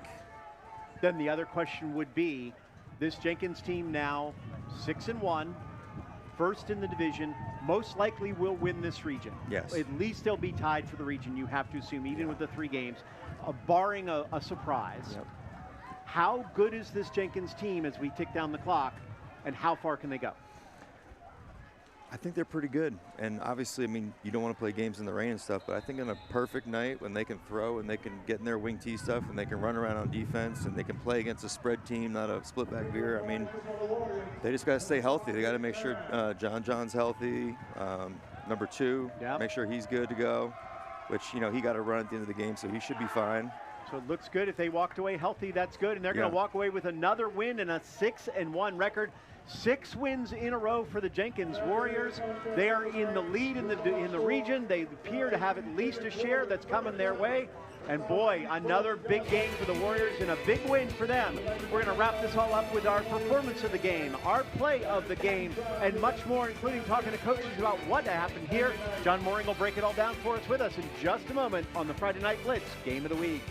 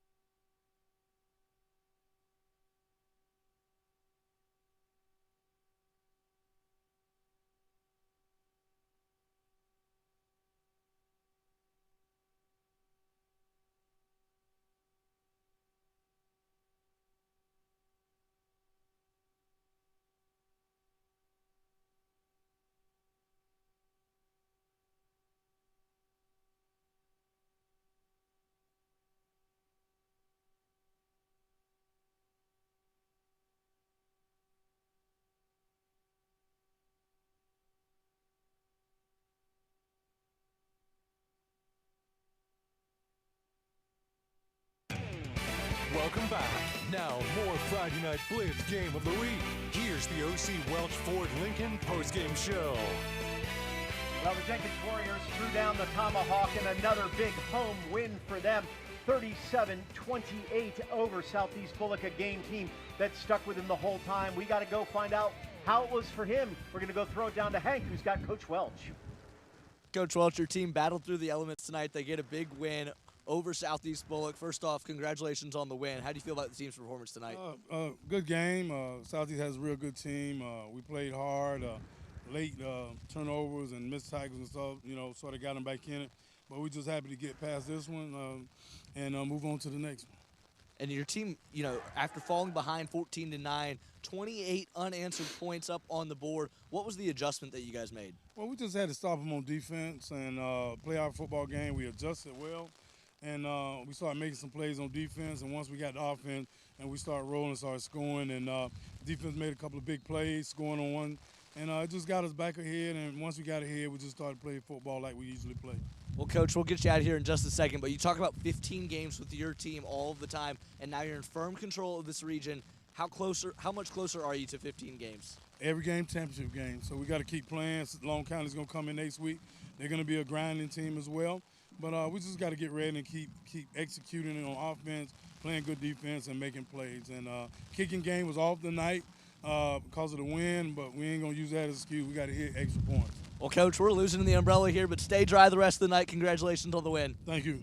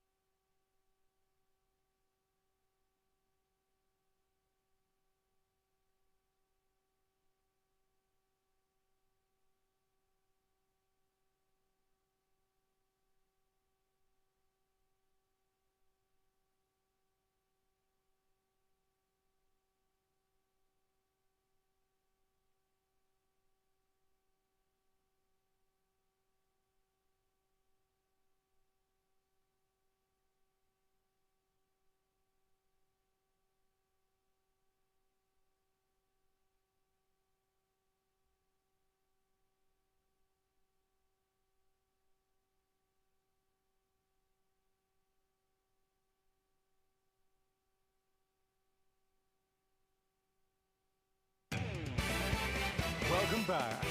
Now, more of the Friday Night Blitz Game of the Week postgame show and OC's top performer. And there were lots of performers to choose from out here for the Jenkins Warriors and for the Yellow Jackets of Southeast Bulloch. But Jenkins will walk away with a big win, 37-28. Andrew Davis here with John Mooring. I'll tell you, John, we had a lot of different people who made huge differences defensively and offensively. But the one guy you pointed out from the first quarter on, I think, is the one who we've picked for the performer of the game, and you like him a lot. Dominique Thompson. Yep. He's definitively a player, and he scored multiple different ways, including on this run early on in the game for him, and then continued on to do the difference. Dominique Johnson right there, one rushing touchdown, one receiving touchdown. What impresses you about him? Just his speed, his agility, balance like a cat. He's pretty good. You weren't this fast growing up? No, I was fast, but not that fast. Dominique Johnson, the rushing touchdown, the receiving touchdown, and the defensive plays when he needed. He's our performance of the game. And the WSAV CW performance of the game is brought to you by OC Welch Ford Lincoln. Check out our exciting lineup featuring aviators, Corsairs, Nautiluses, and Navigators. Looking for a Lincoln? Go see OC today. Jenkins really put on a great performance against a team from Southeast Bulloch that from the start, well, you looked at it and you said, well, there's no way that they're going to win this game when Ryan Scott takes it right off the gut immediately. They came right back when they needed, though, taking care of everything and immediately driving back for the score. Yeah, they came down, put 2 touchdowns up, and took the lead. And yeah, they took the lead, and unfortunately for a couple of those fumbles and fourth down stops. Well, here's that field goal that made it 10-7, looking at the game, or 9-7 in this case after the mixed extra point. Kicking was definitely an adventure in all this rain for Jenkins, and Coach talked about that. Then there's the bomb to McGee, and you're looking at saying, well, Southeast Bulloch suddenly 14-9. They looked really good. Yeah, I mean, they were in the game right there. The coach is happy. They're rolling. Jenkins is upset, and the fumble is what happened. That was huge. Jenkins with a short field. Holloway was able to push it right in on that one. And then again, you had a fourth down. They decided to go for the fake punt. Jenkins gets another short field. Tough decision, but coach really felt like it was necessary. Yeah, I mean, you got to make those tough calls as a coach. And, I probably would have done the same thing in a game of this magnitude and just didn't get it this time.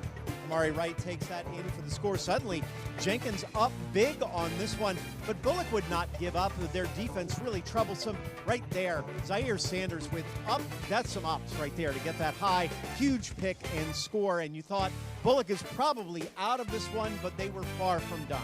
They really came up strong and did everything they needed to. Good running game for them, multiple running backs. And Zito tried when he got that passing game, but Murphy and Smith really impressed me today. Those 2 backs can run. They kept them in the game, and they just need to keep featuring those 2 and get them the ball as much as possible. Jenkins' defense was able to tee off on the quarterback. This is going to be a missed field goal. Really, anything they were going to do is going to be 4th and 10.